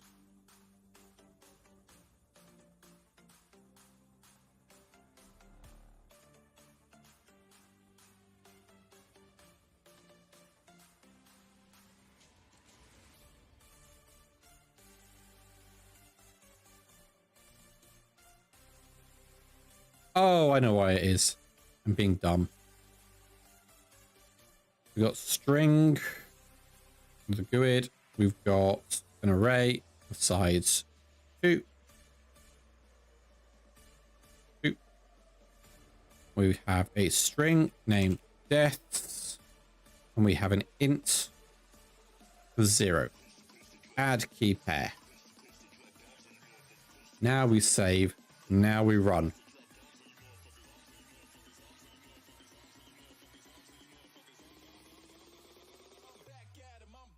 All right. We've hit the breakpoint. So current game. Dictionary. There we go. So if I just continue on. Invalid. What's the remote look like? Death and then the GUID label and the GUID value. That's fine. What it's meant to be.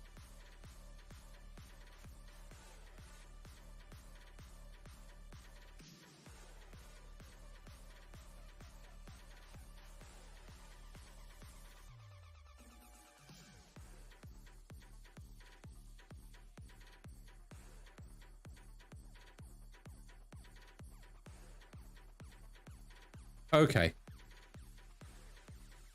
No, that should be fine. Oh, that.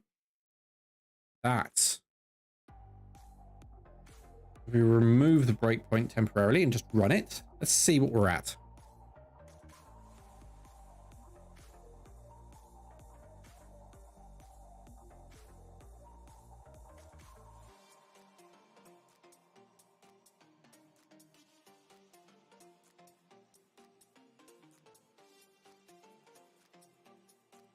What is child?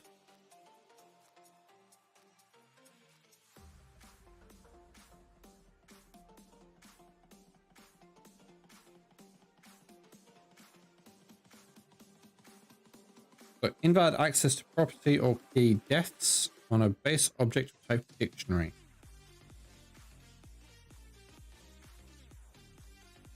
Current game.stats.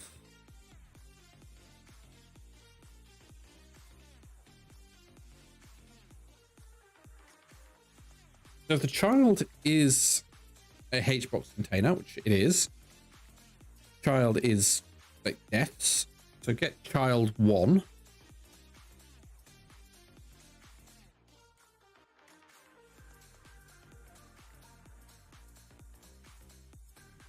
Then text would be current game dot stats. Oh, right. Okay, it's grabbing that. It's not grabbing that. Okay. Easy fix. Easy fix. Var value child equals that.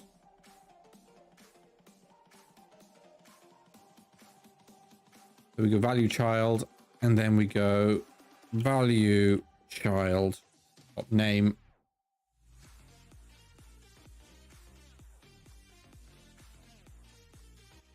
Now, if we run this,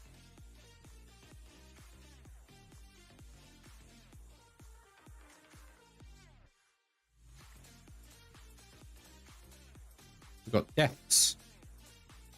And if we bring this over here, why are you not power tooling?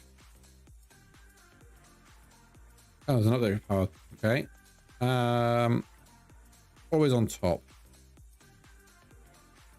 Windows Control T. What I'm pressing. Turn it off. Turn it back on again. No.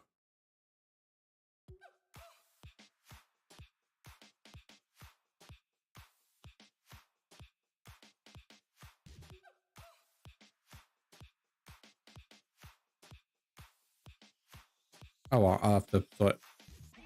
So yeah, if we go to Tomb Raider stats and we change this to 1.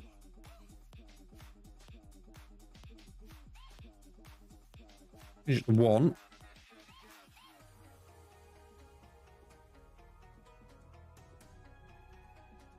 Two. And then we stop. And we run it again.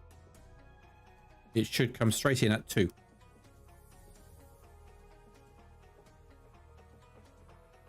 does. Good. Now let's set this back to 0. So when we receive a WebSocket request, I want to print out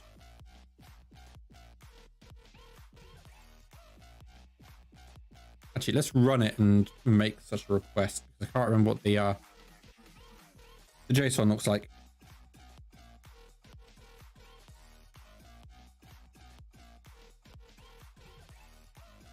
There we go. We can stop this. So we do data dot, no, not dot.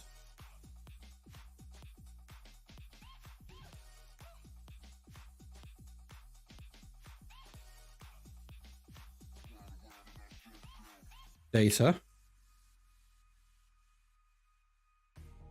Data dot data.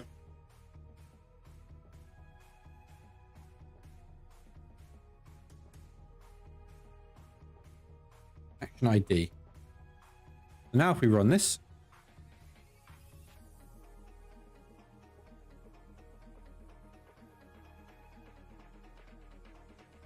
give it 2 seconds.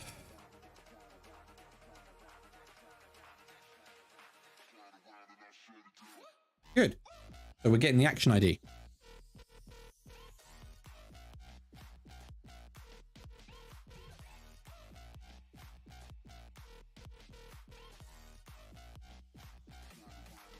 We go to game stats, or stats panel even.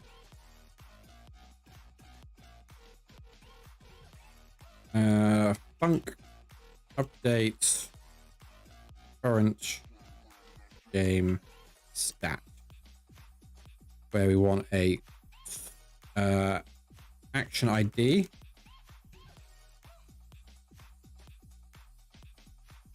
Which is our type string. And we've got stat value, which is an int.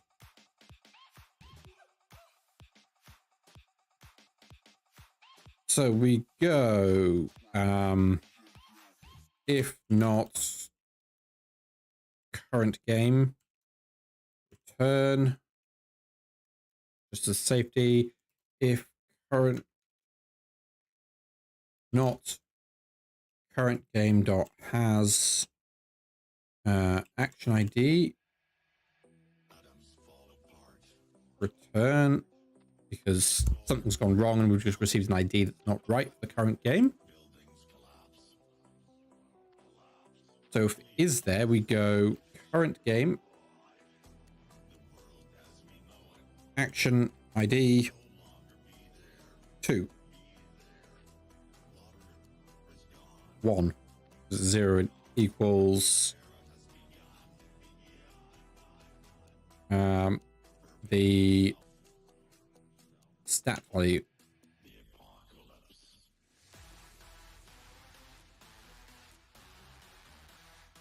E plus equals stat value. And then in main,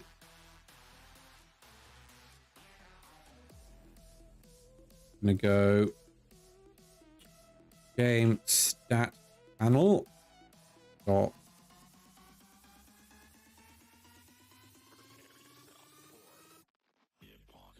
called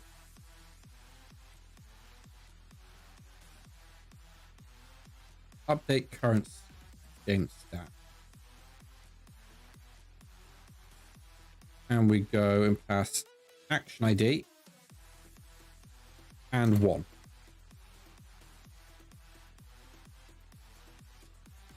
No, that'll be ST. STR?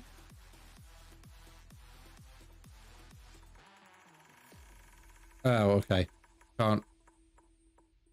It is a unique. No. So if we do that.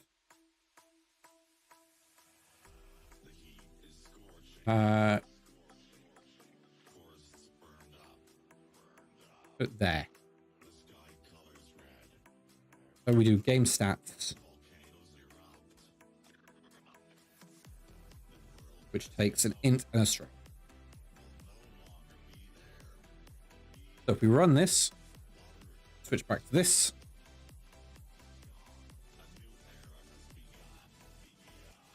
I said there's lots of like improvements I can make to this, make things cleaner, which I'll probably do at some point. I just want to get this up and running.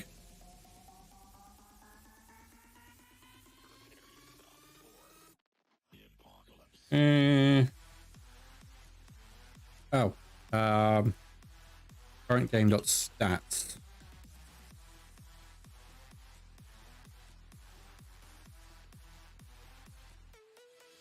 And I'm going to make a slight change to this. I'm going to print it out.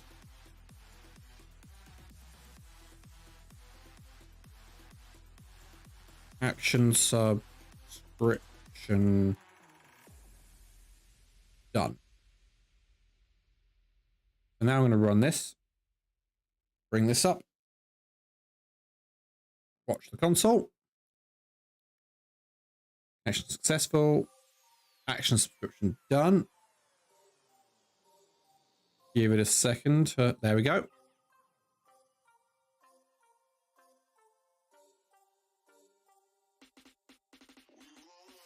So we've got that working. Now if I stop it and rerun it, does it remember the value?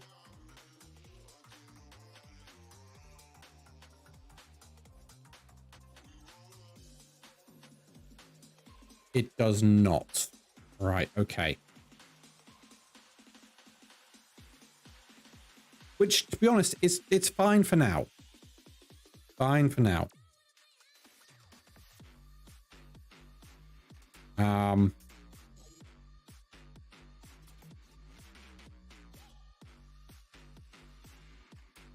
Yeah, it's fine for now.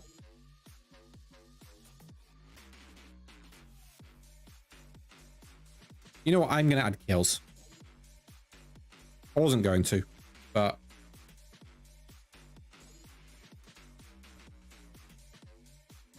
do I add in things like the averages and stuff like that?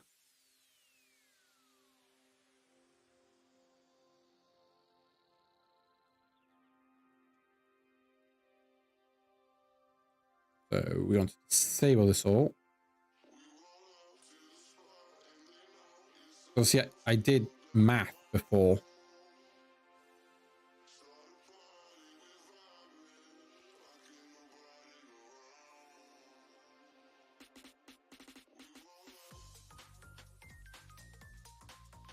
Got calculate average.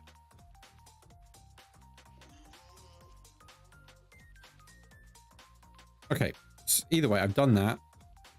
So now if I hit that, For the action queue, you can get the action ID, copy that, go to Tomb Raider,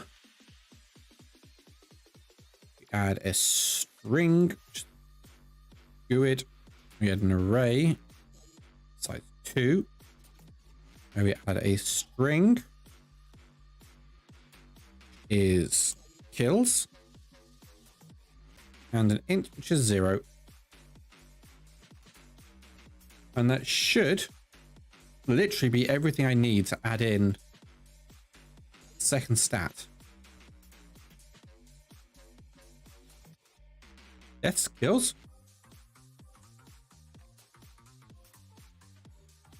And I can add them separately.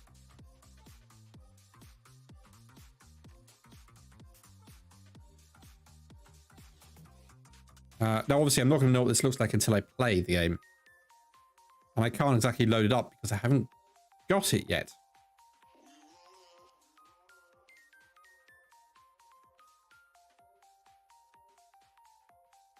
Although what I could do,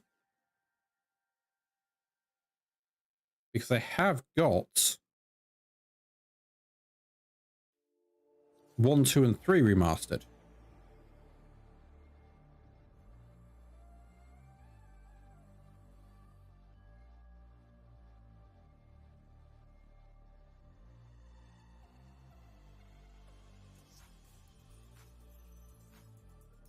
I mean, that looks fine, doesn't it?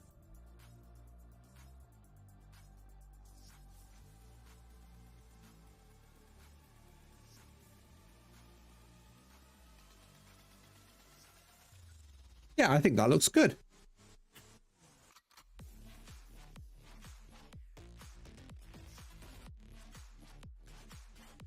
I think that works. So we can take this out now. We don't need it.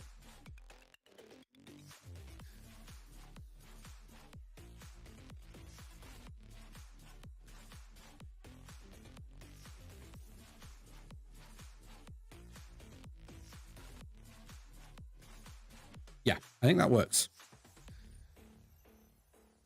We've got stats. We've got the ability to modify those stats from my Stream Deck.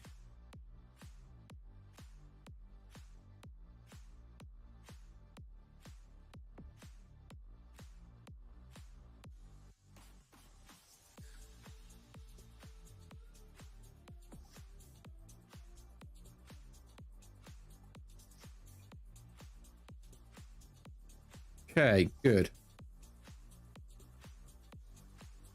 Yeah, and by making the overlay like this, it means I've got access to stuff that StreamerBot doesn't. I've noticed that StreamerBot doesn't actually have like access to my goals. So as you can see from the stream, I have my follower goal of like 230, I think it is, and a sub goal of 10. StreamerBot can't actually get those values, which is unfortunate. Don't think they've added them in the last like couple of patches. Let's have a quick look. We'll go to startup, go to Twitch,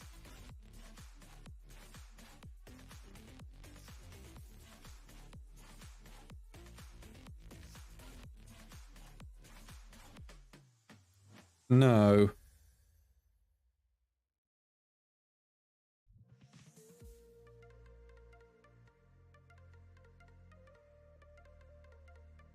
I can get the current count. I can get how many subs I've got. I can get how many followers I've got. I just can't get the actual like goals, which is a shame.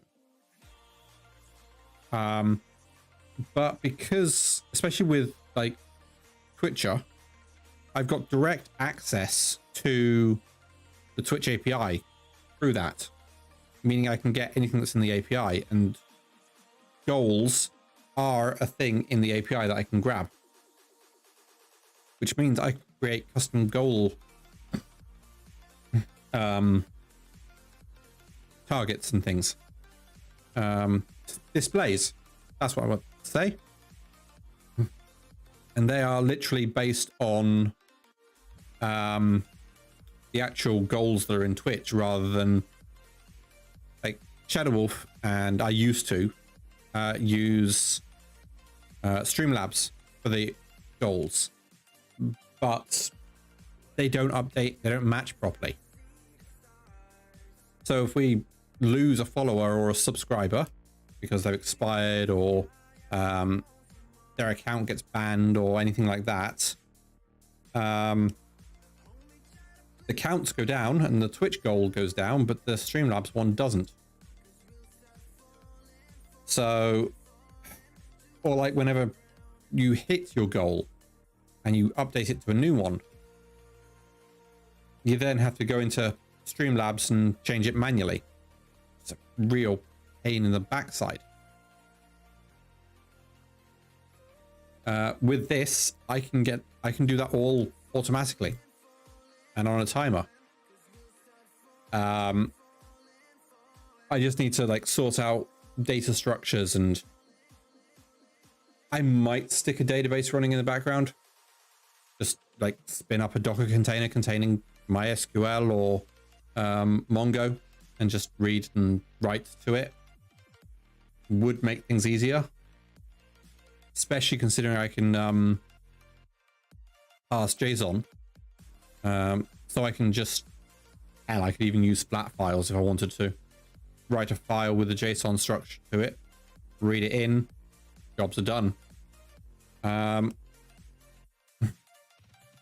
yes, as I said, I have got plans beyond just stats. I want to make this overlay properly interactive, with votes and things like that.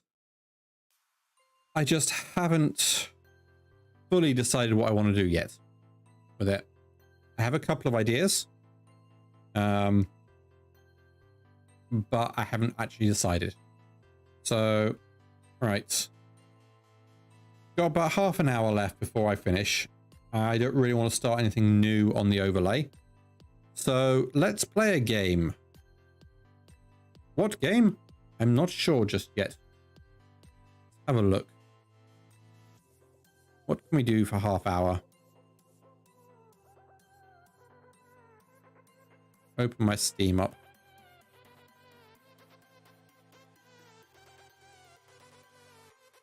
We could...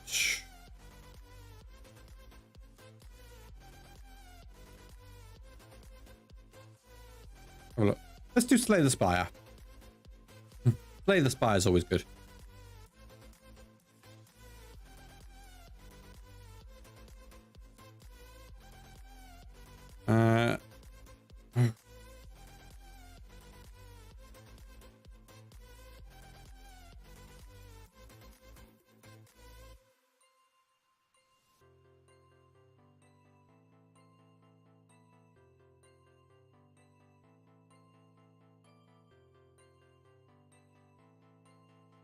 Slay the Spire. I do enjoy Slay the Spire. Done. Update my YouTube.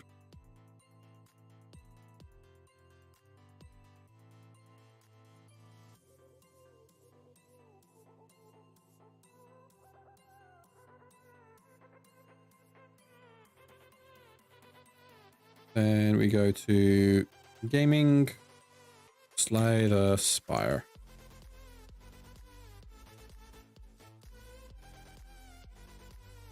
Actually, the YouTube one, I'm tempted to stop and then start fresh. Maybe next time, actually. That'd be a pain midstream. There we go. Bring that back down. Bring that there. Launch Slay the Spire.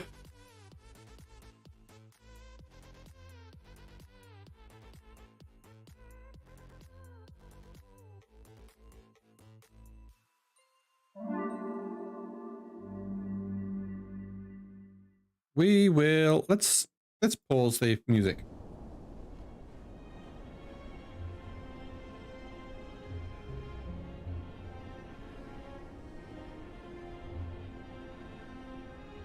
There. So let's do a daily climb.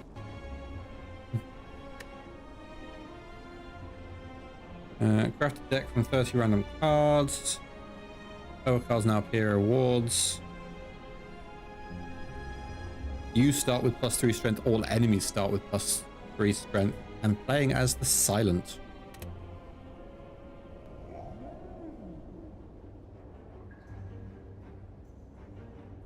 So what do we want?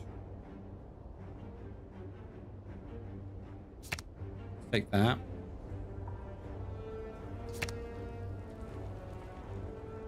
Sucker Punch, block. Endless Agony. Add up to 10 cards. Count how many I've got. 1, 2, 3, 4, 5, 6, 7,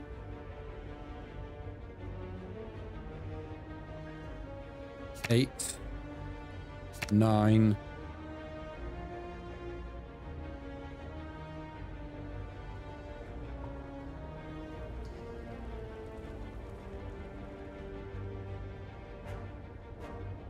10.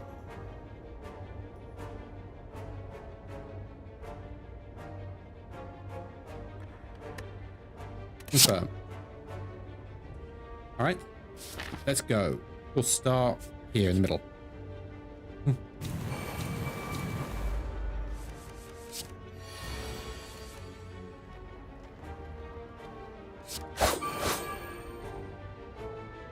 That was a nice start.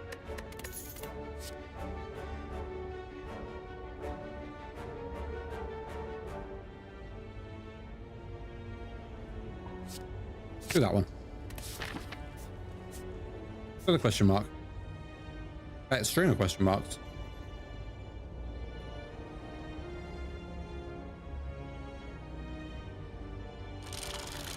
Spin the wheel. That. Oh. Lose 7 HP.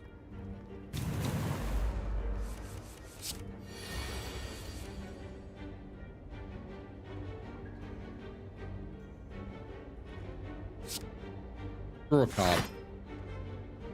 Not a skill. But I can block.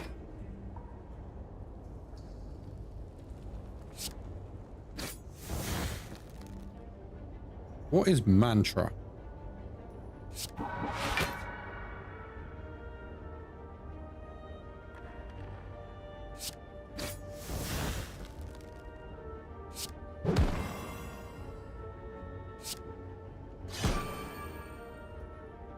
Go.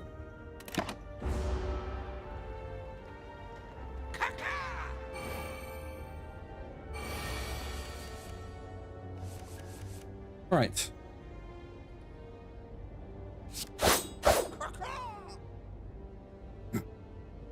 Yes, your powers were matched. Got.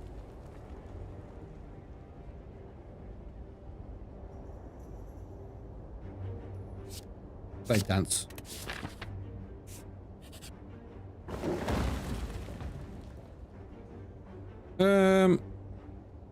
Let's upgrade a card.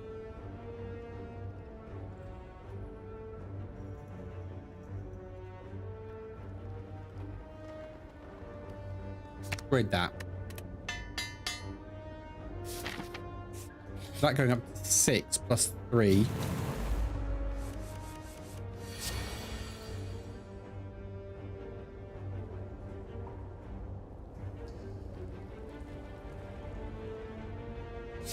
We'll start with that.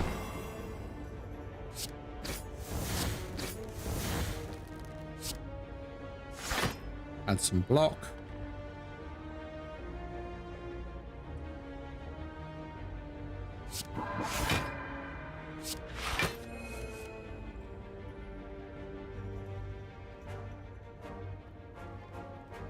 Okay, so that would do 9, 18. Wow. 7. That would actually do more. Here we go. Liquid bronze, gain 3 thorns. We're going to add slice. Let's go for the elite.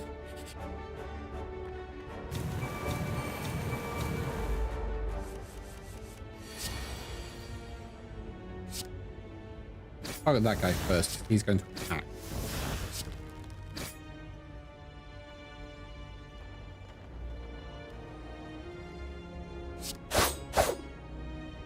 There we go. There's one dead already.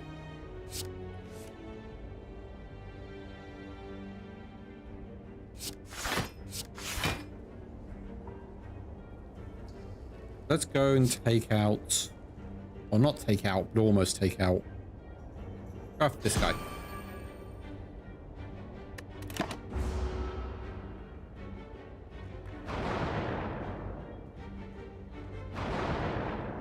We're getting dazed into my deck.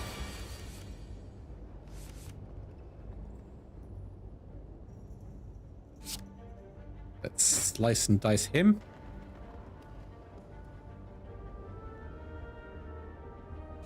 We'll go blade dance. Do sucker punch. There we go. Mummified hand. Whenever you play a power card, a random card in your hand costs 0 that turn. Ooh.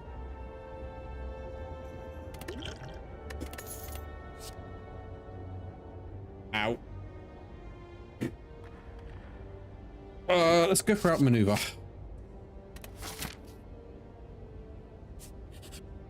Because I've got one card in there that's worth 4. There it is.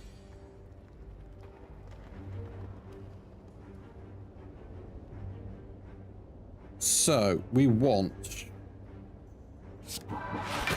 take our 0 cards first. And we'll outmaneuver. Then we'll Predator. And then we will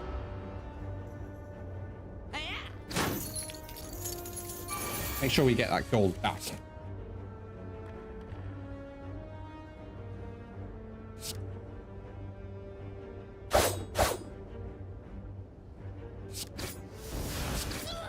Like that. And we're going to add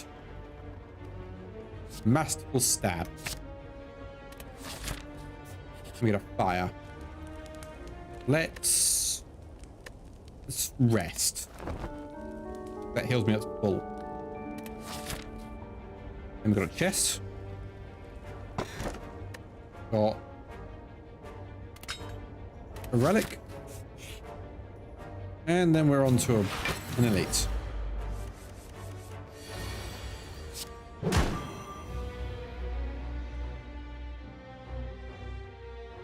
Bit stunned. Slice it.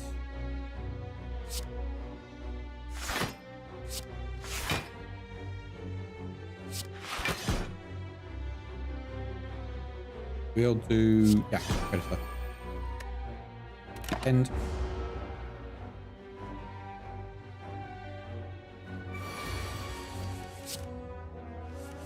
Okay, so it's going to hit 21. See what we can do.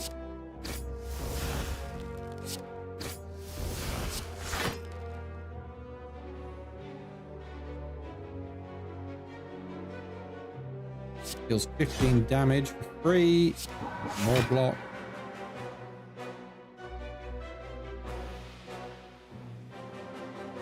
Add chivs.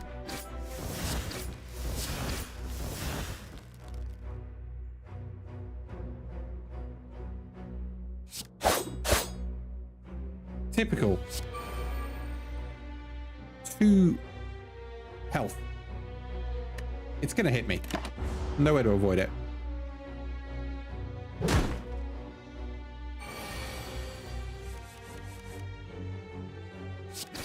Even though it's now dead. ceramic fish.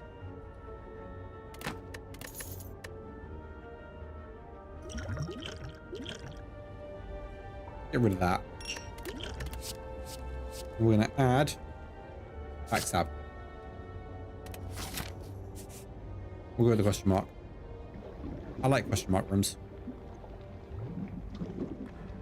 You happen upon a group of what looks like purple fire spirits dancing around a large bonfire.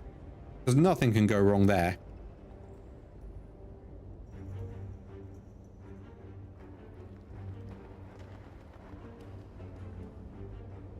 That. Oh, nice. Heal to full HP. Can't complain at that.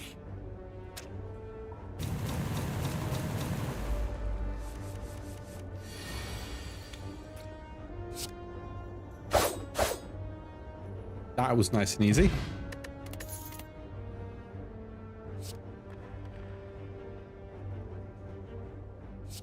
There you go, cloak and dagger.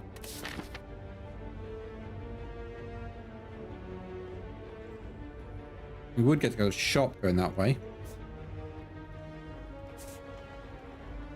2 campfires going that way, but I'm already at full health. Good question mark.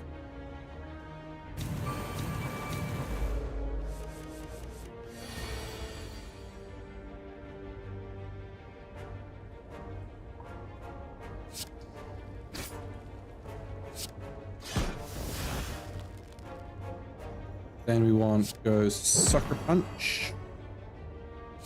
And block.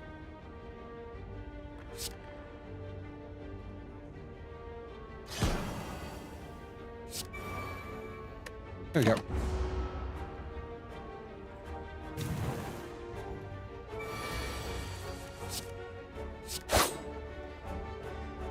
I like it when I don't take damage.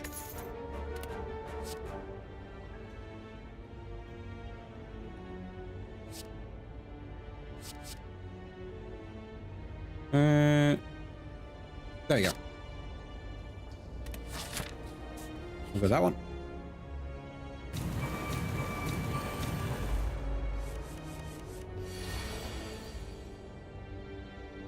All right.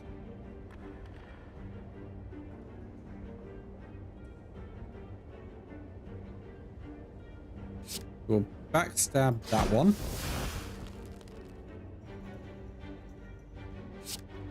We will masterfully stab that one.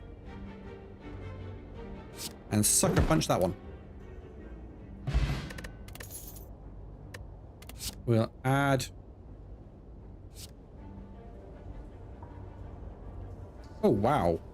If enemy has 30 or less HP, set their HP to 0. Smith.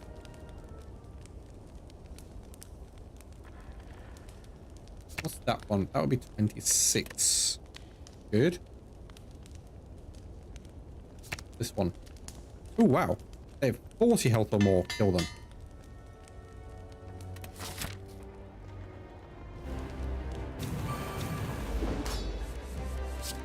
Okay, so we've got the Guardian.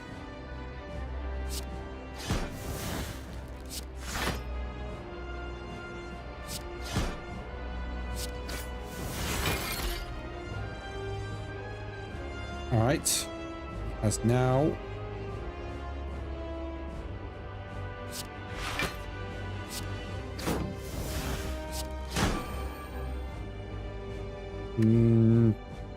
not going to use Judgment. Because it doesn't really do anything at this point.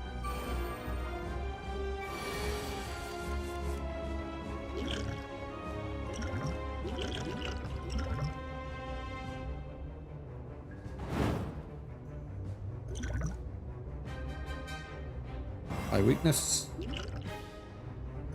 High thorns.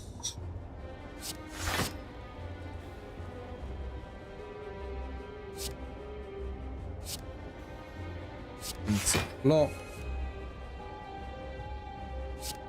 Punch.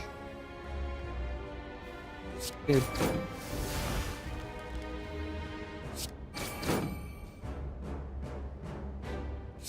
And 4 block. And more block.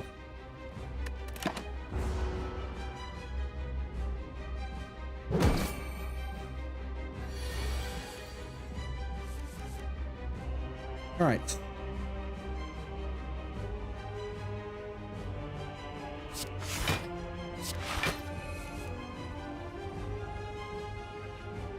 Sucker punch. Ooh, he's going to do 16 points of damage. Let's see if we can get...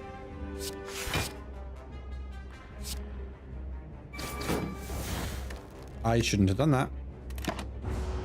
Although it's the boss, I get fully healed after this anyway.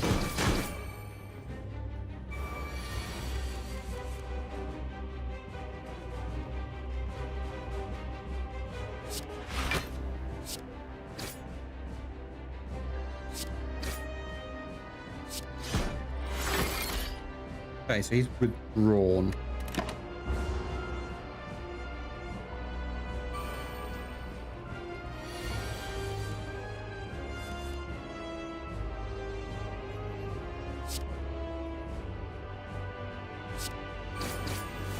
See if we can get him down below 40.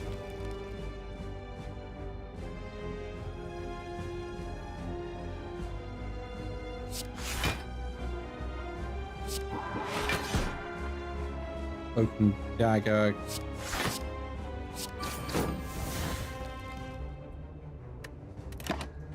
Unfortunately, I can't use it. I don't, no mana.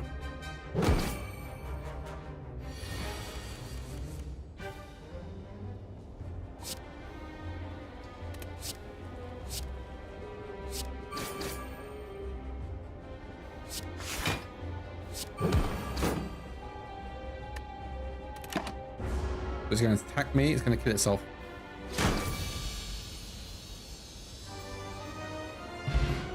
Get 100 gold and another card.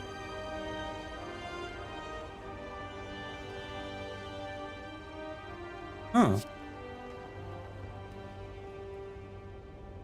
Go for Spirit Shield. That sounds cool. Use a relic.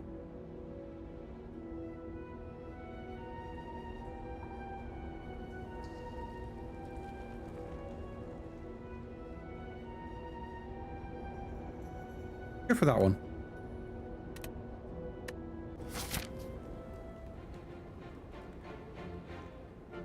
We'll go along the center again.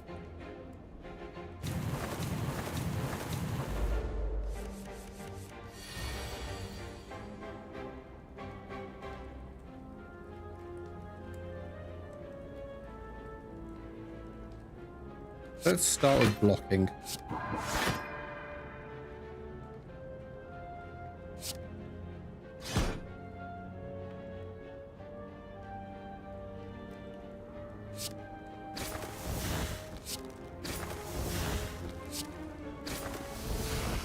You're not flying.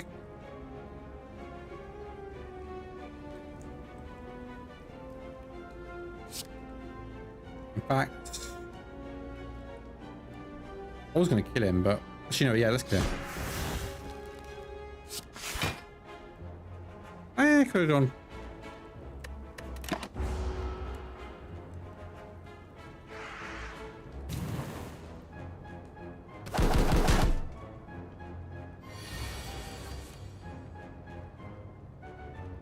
Okay, so we want...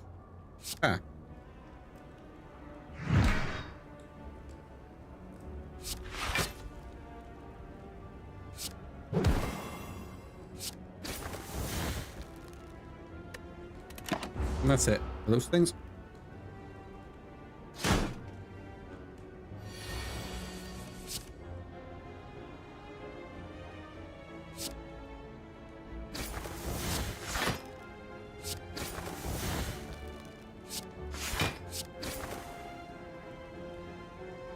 And we'll do Masterful Stab.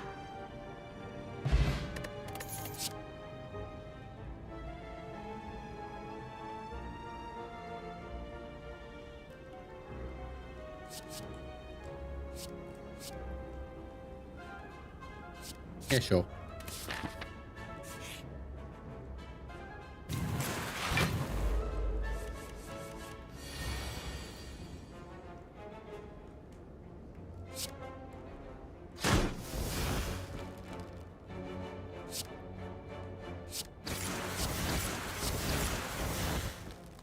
Okay, let's see.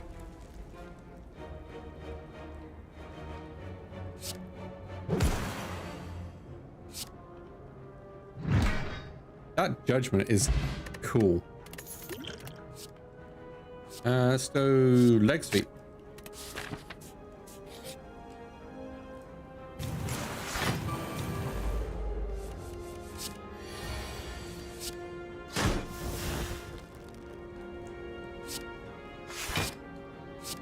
And agony.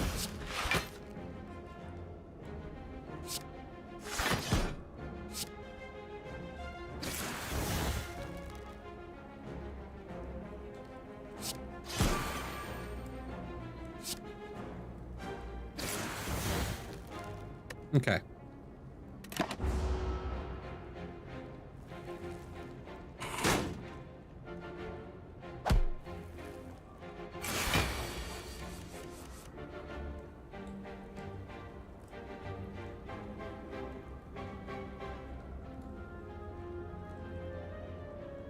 Let's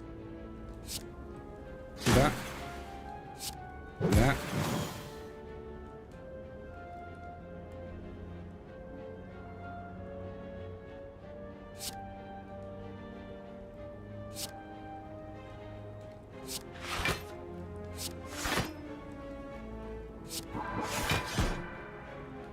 And we'll do 9 damage.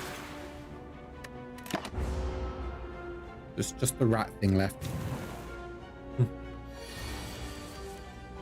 Oh. That's dead.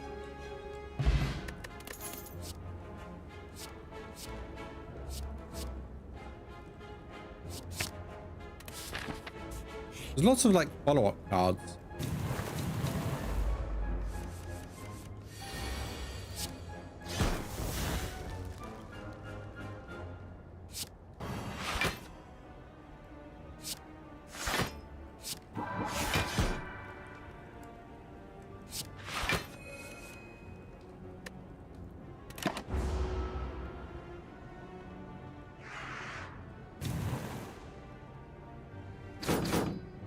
That guy's gonna be not difficult, but needs to get rid of him.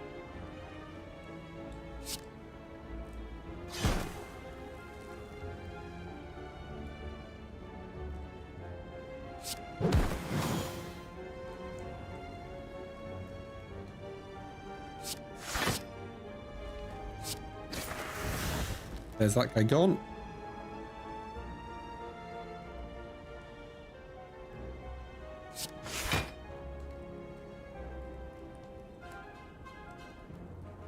That would do 10 plus, and I can outmaneuver. There you go.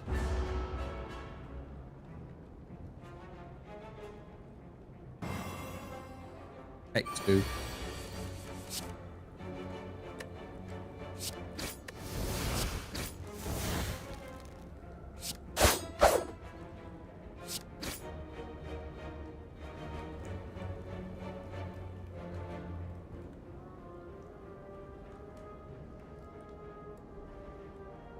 Okay. There we go. Problem solved.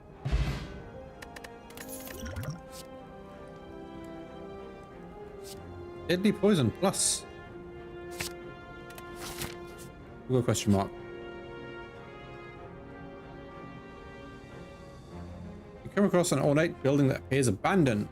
Plaque that has been torn free from a wall is on the floor. It reads the library.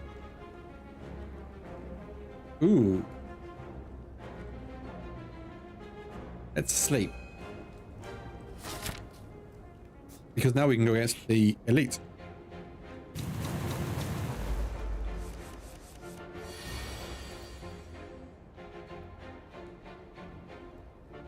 Who do you want to deal with first?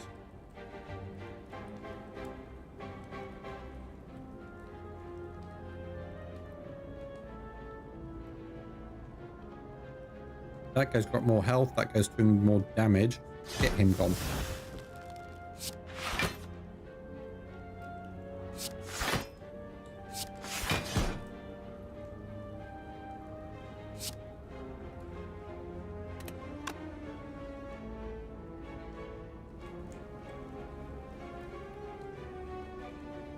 10, 26, 41 damage.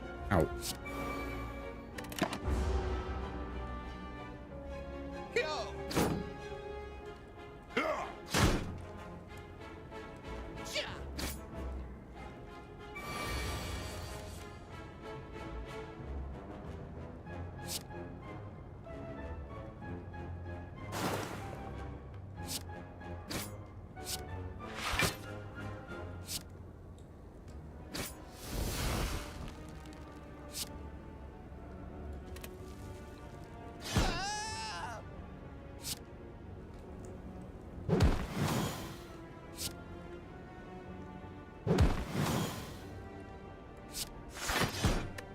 There we go. That's gonna, it's not gonna block at all, but it's gonna help.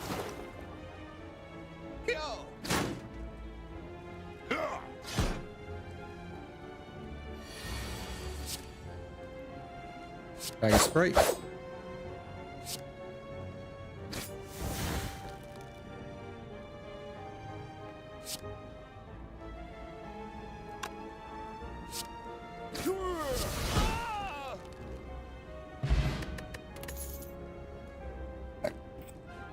Oh, excuse me. Ooh, that's gonna be useful.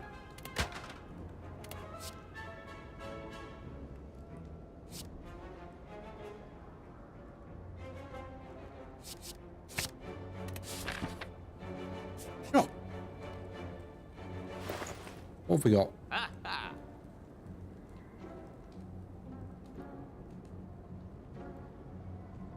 Start of each combat, add 3 shivs to your hand. Prevent the first time you would lose HP each combat. And start by 4 poison to all enemies. There we go. We're gonna rest.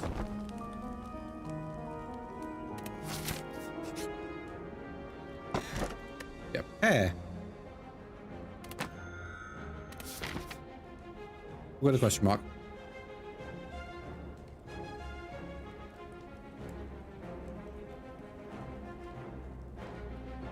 Don't really want to remove a card.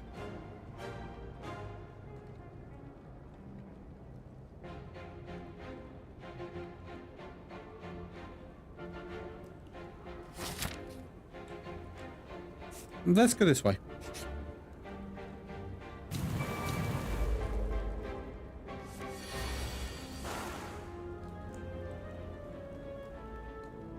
Okay, it's backstab. Ew.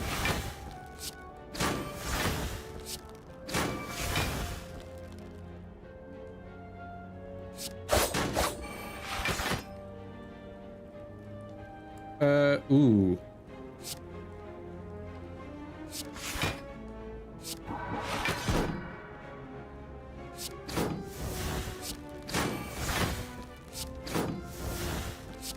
Sorry. You have been judged and found unworthy.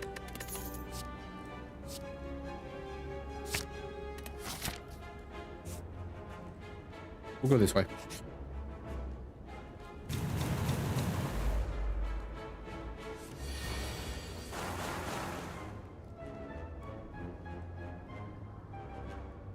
So a shiv.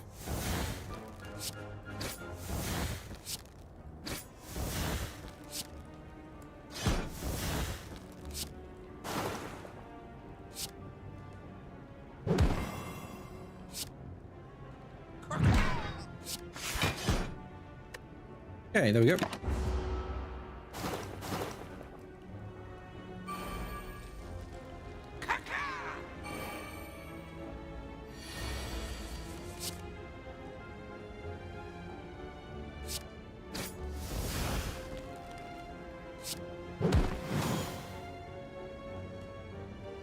And 3 damage for you. Agony.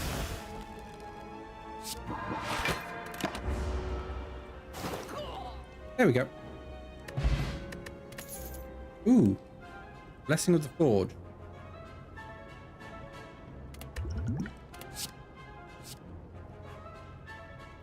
That one. Just in my hand? Or? Yeah, in your hand. We'll go this way. Ooh, toxic egg.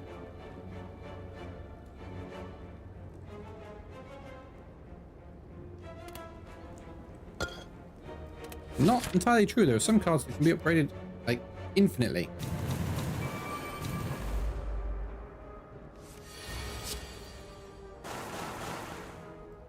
Right.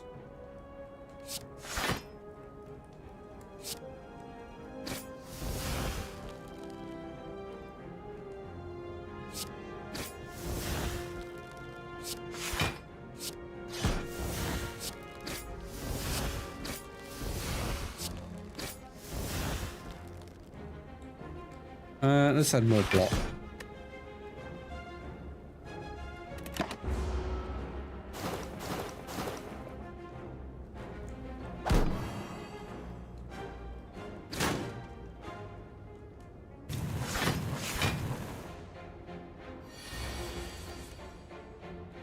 All right, so let's get this guy down.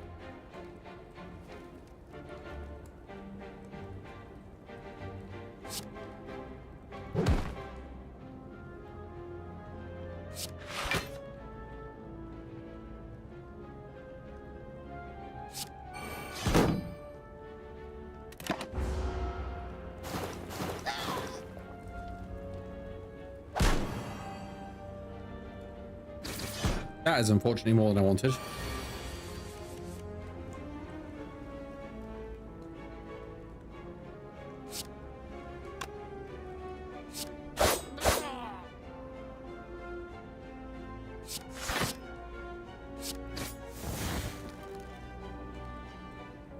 Yeah, that would do it.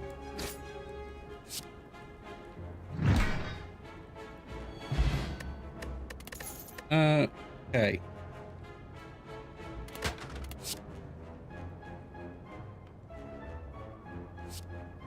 Go for poison stab. And we're gonna sleep.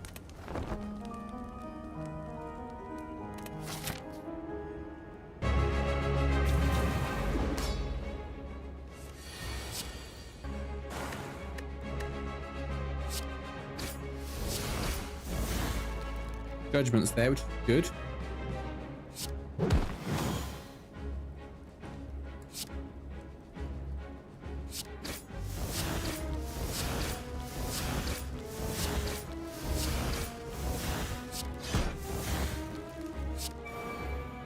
We'll keep judgment.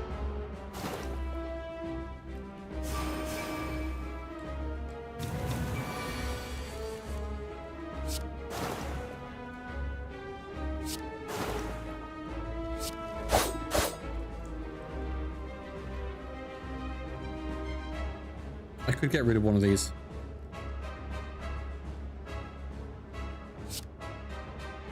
Yeah, because it doesn't exhaust, so...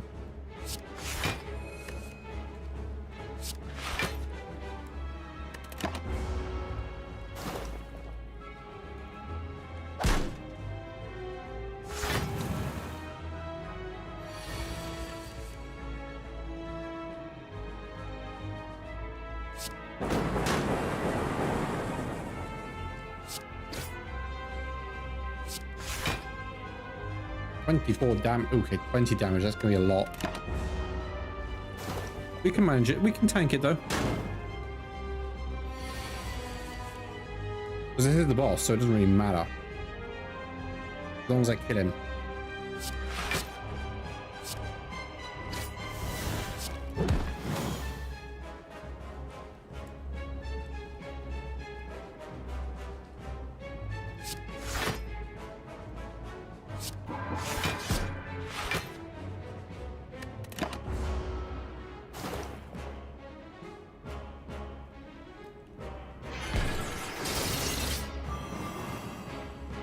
Ooh, that's not good.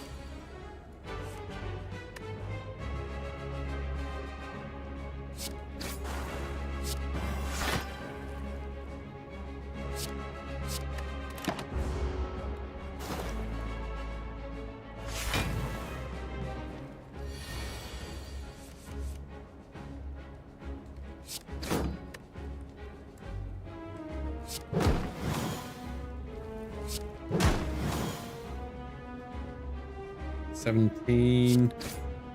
It's on 50. 30. Not good. By week. Didn't help.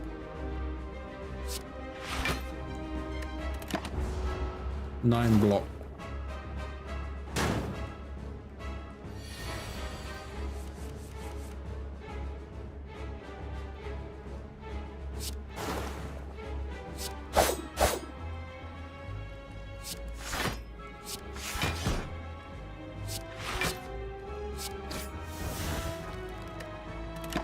All right. He dead.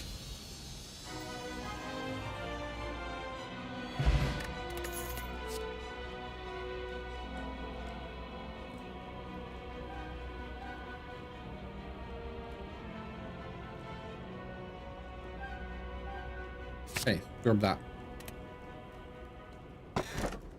We want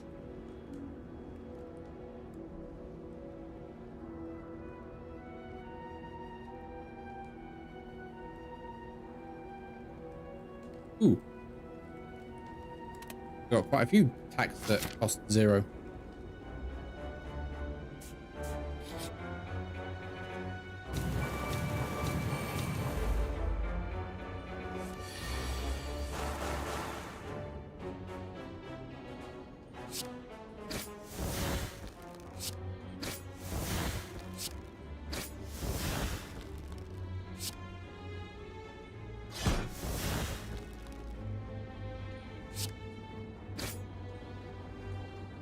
Right, so you're doing the most, you're dead.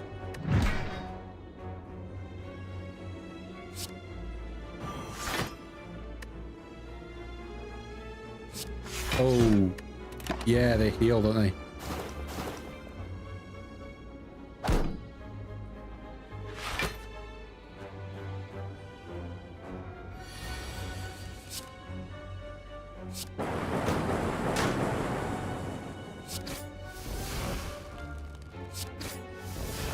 There we go.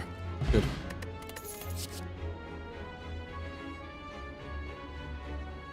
Sneaky strike.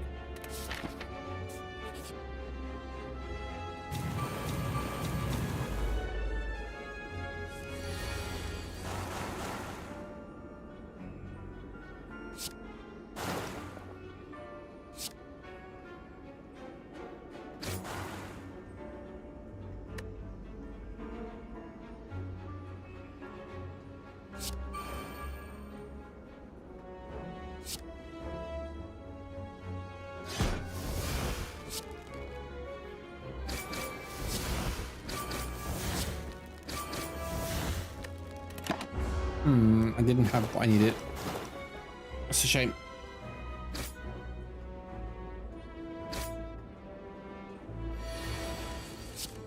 Oh, now Judgment shows up.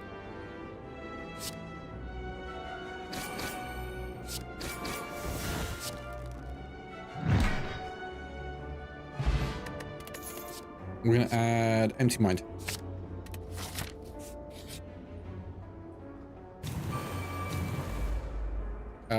What is that?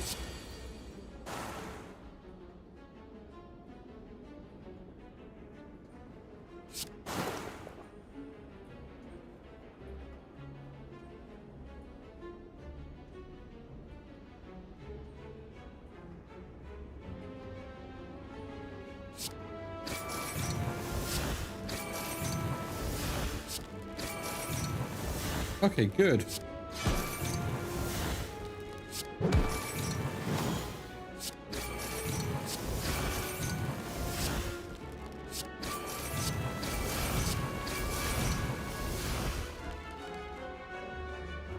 At the end of its turn, it gains 116 strength.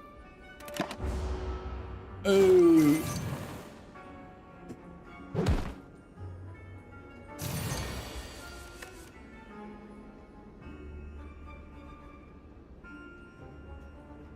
All right, it didn't gain.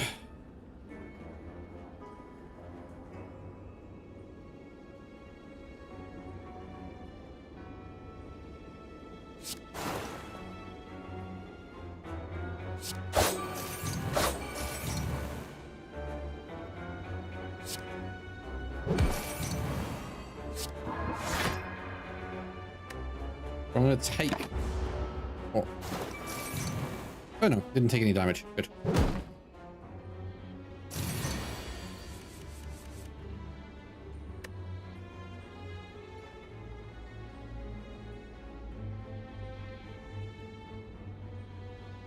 Let's go for that.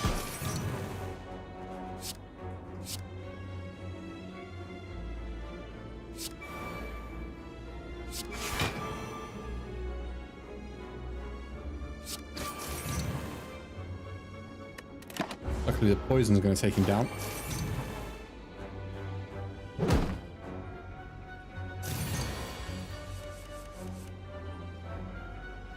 I mean, so he's got 2 turns left.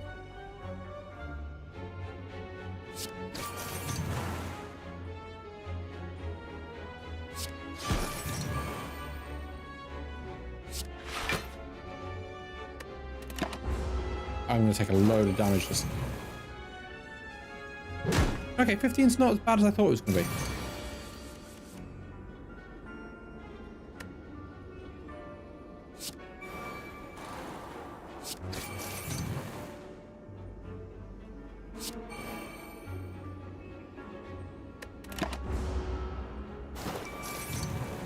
That's going to kill me still.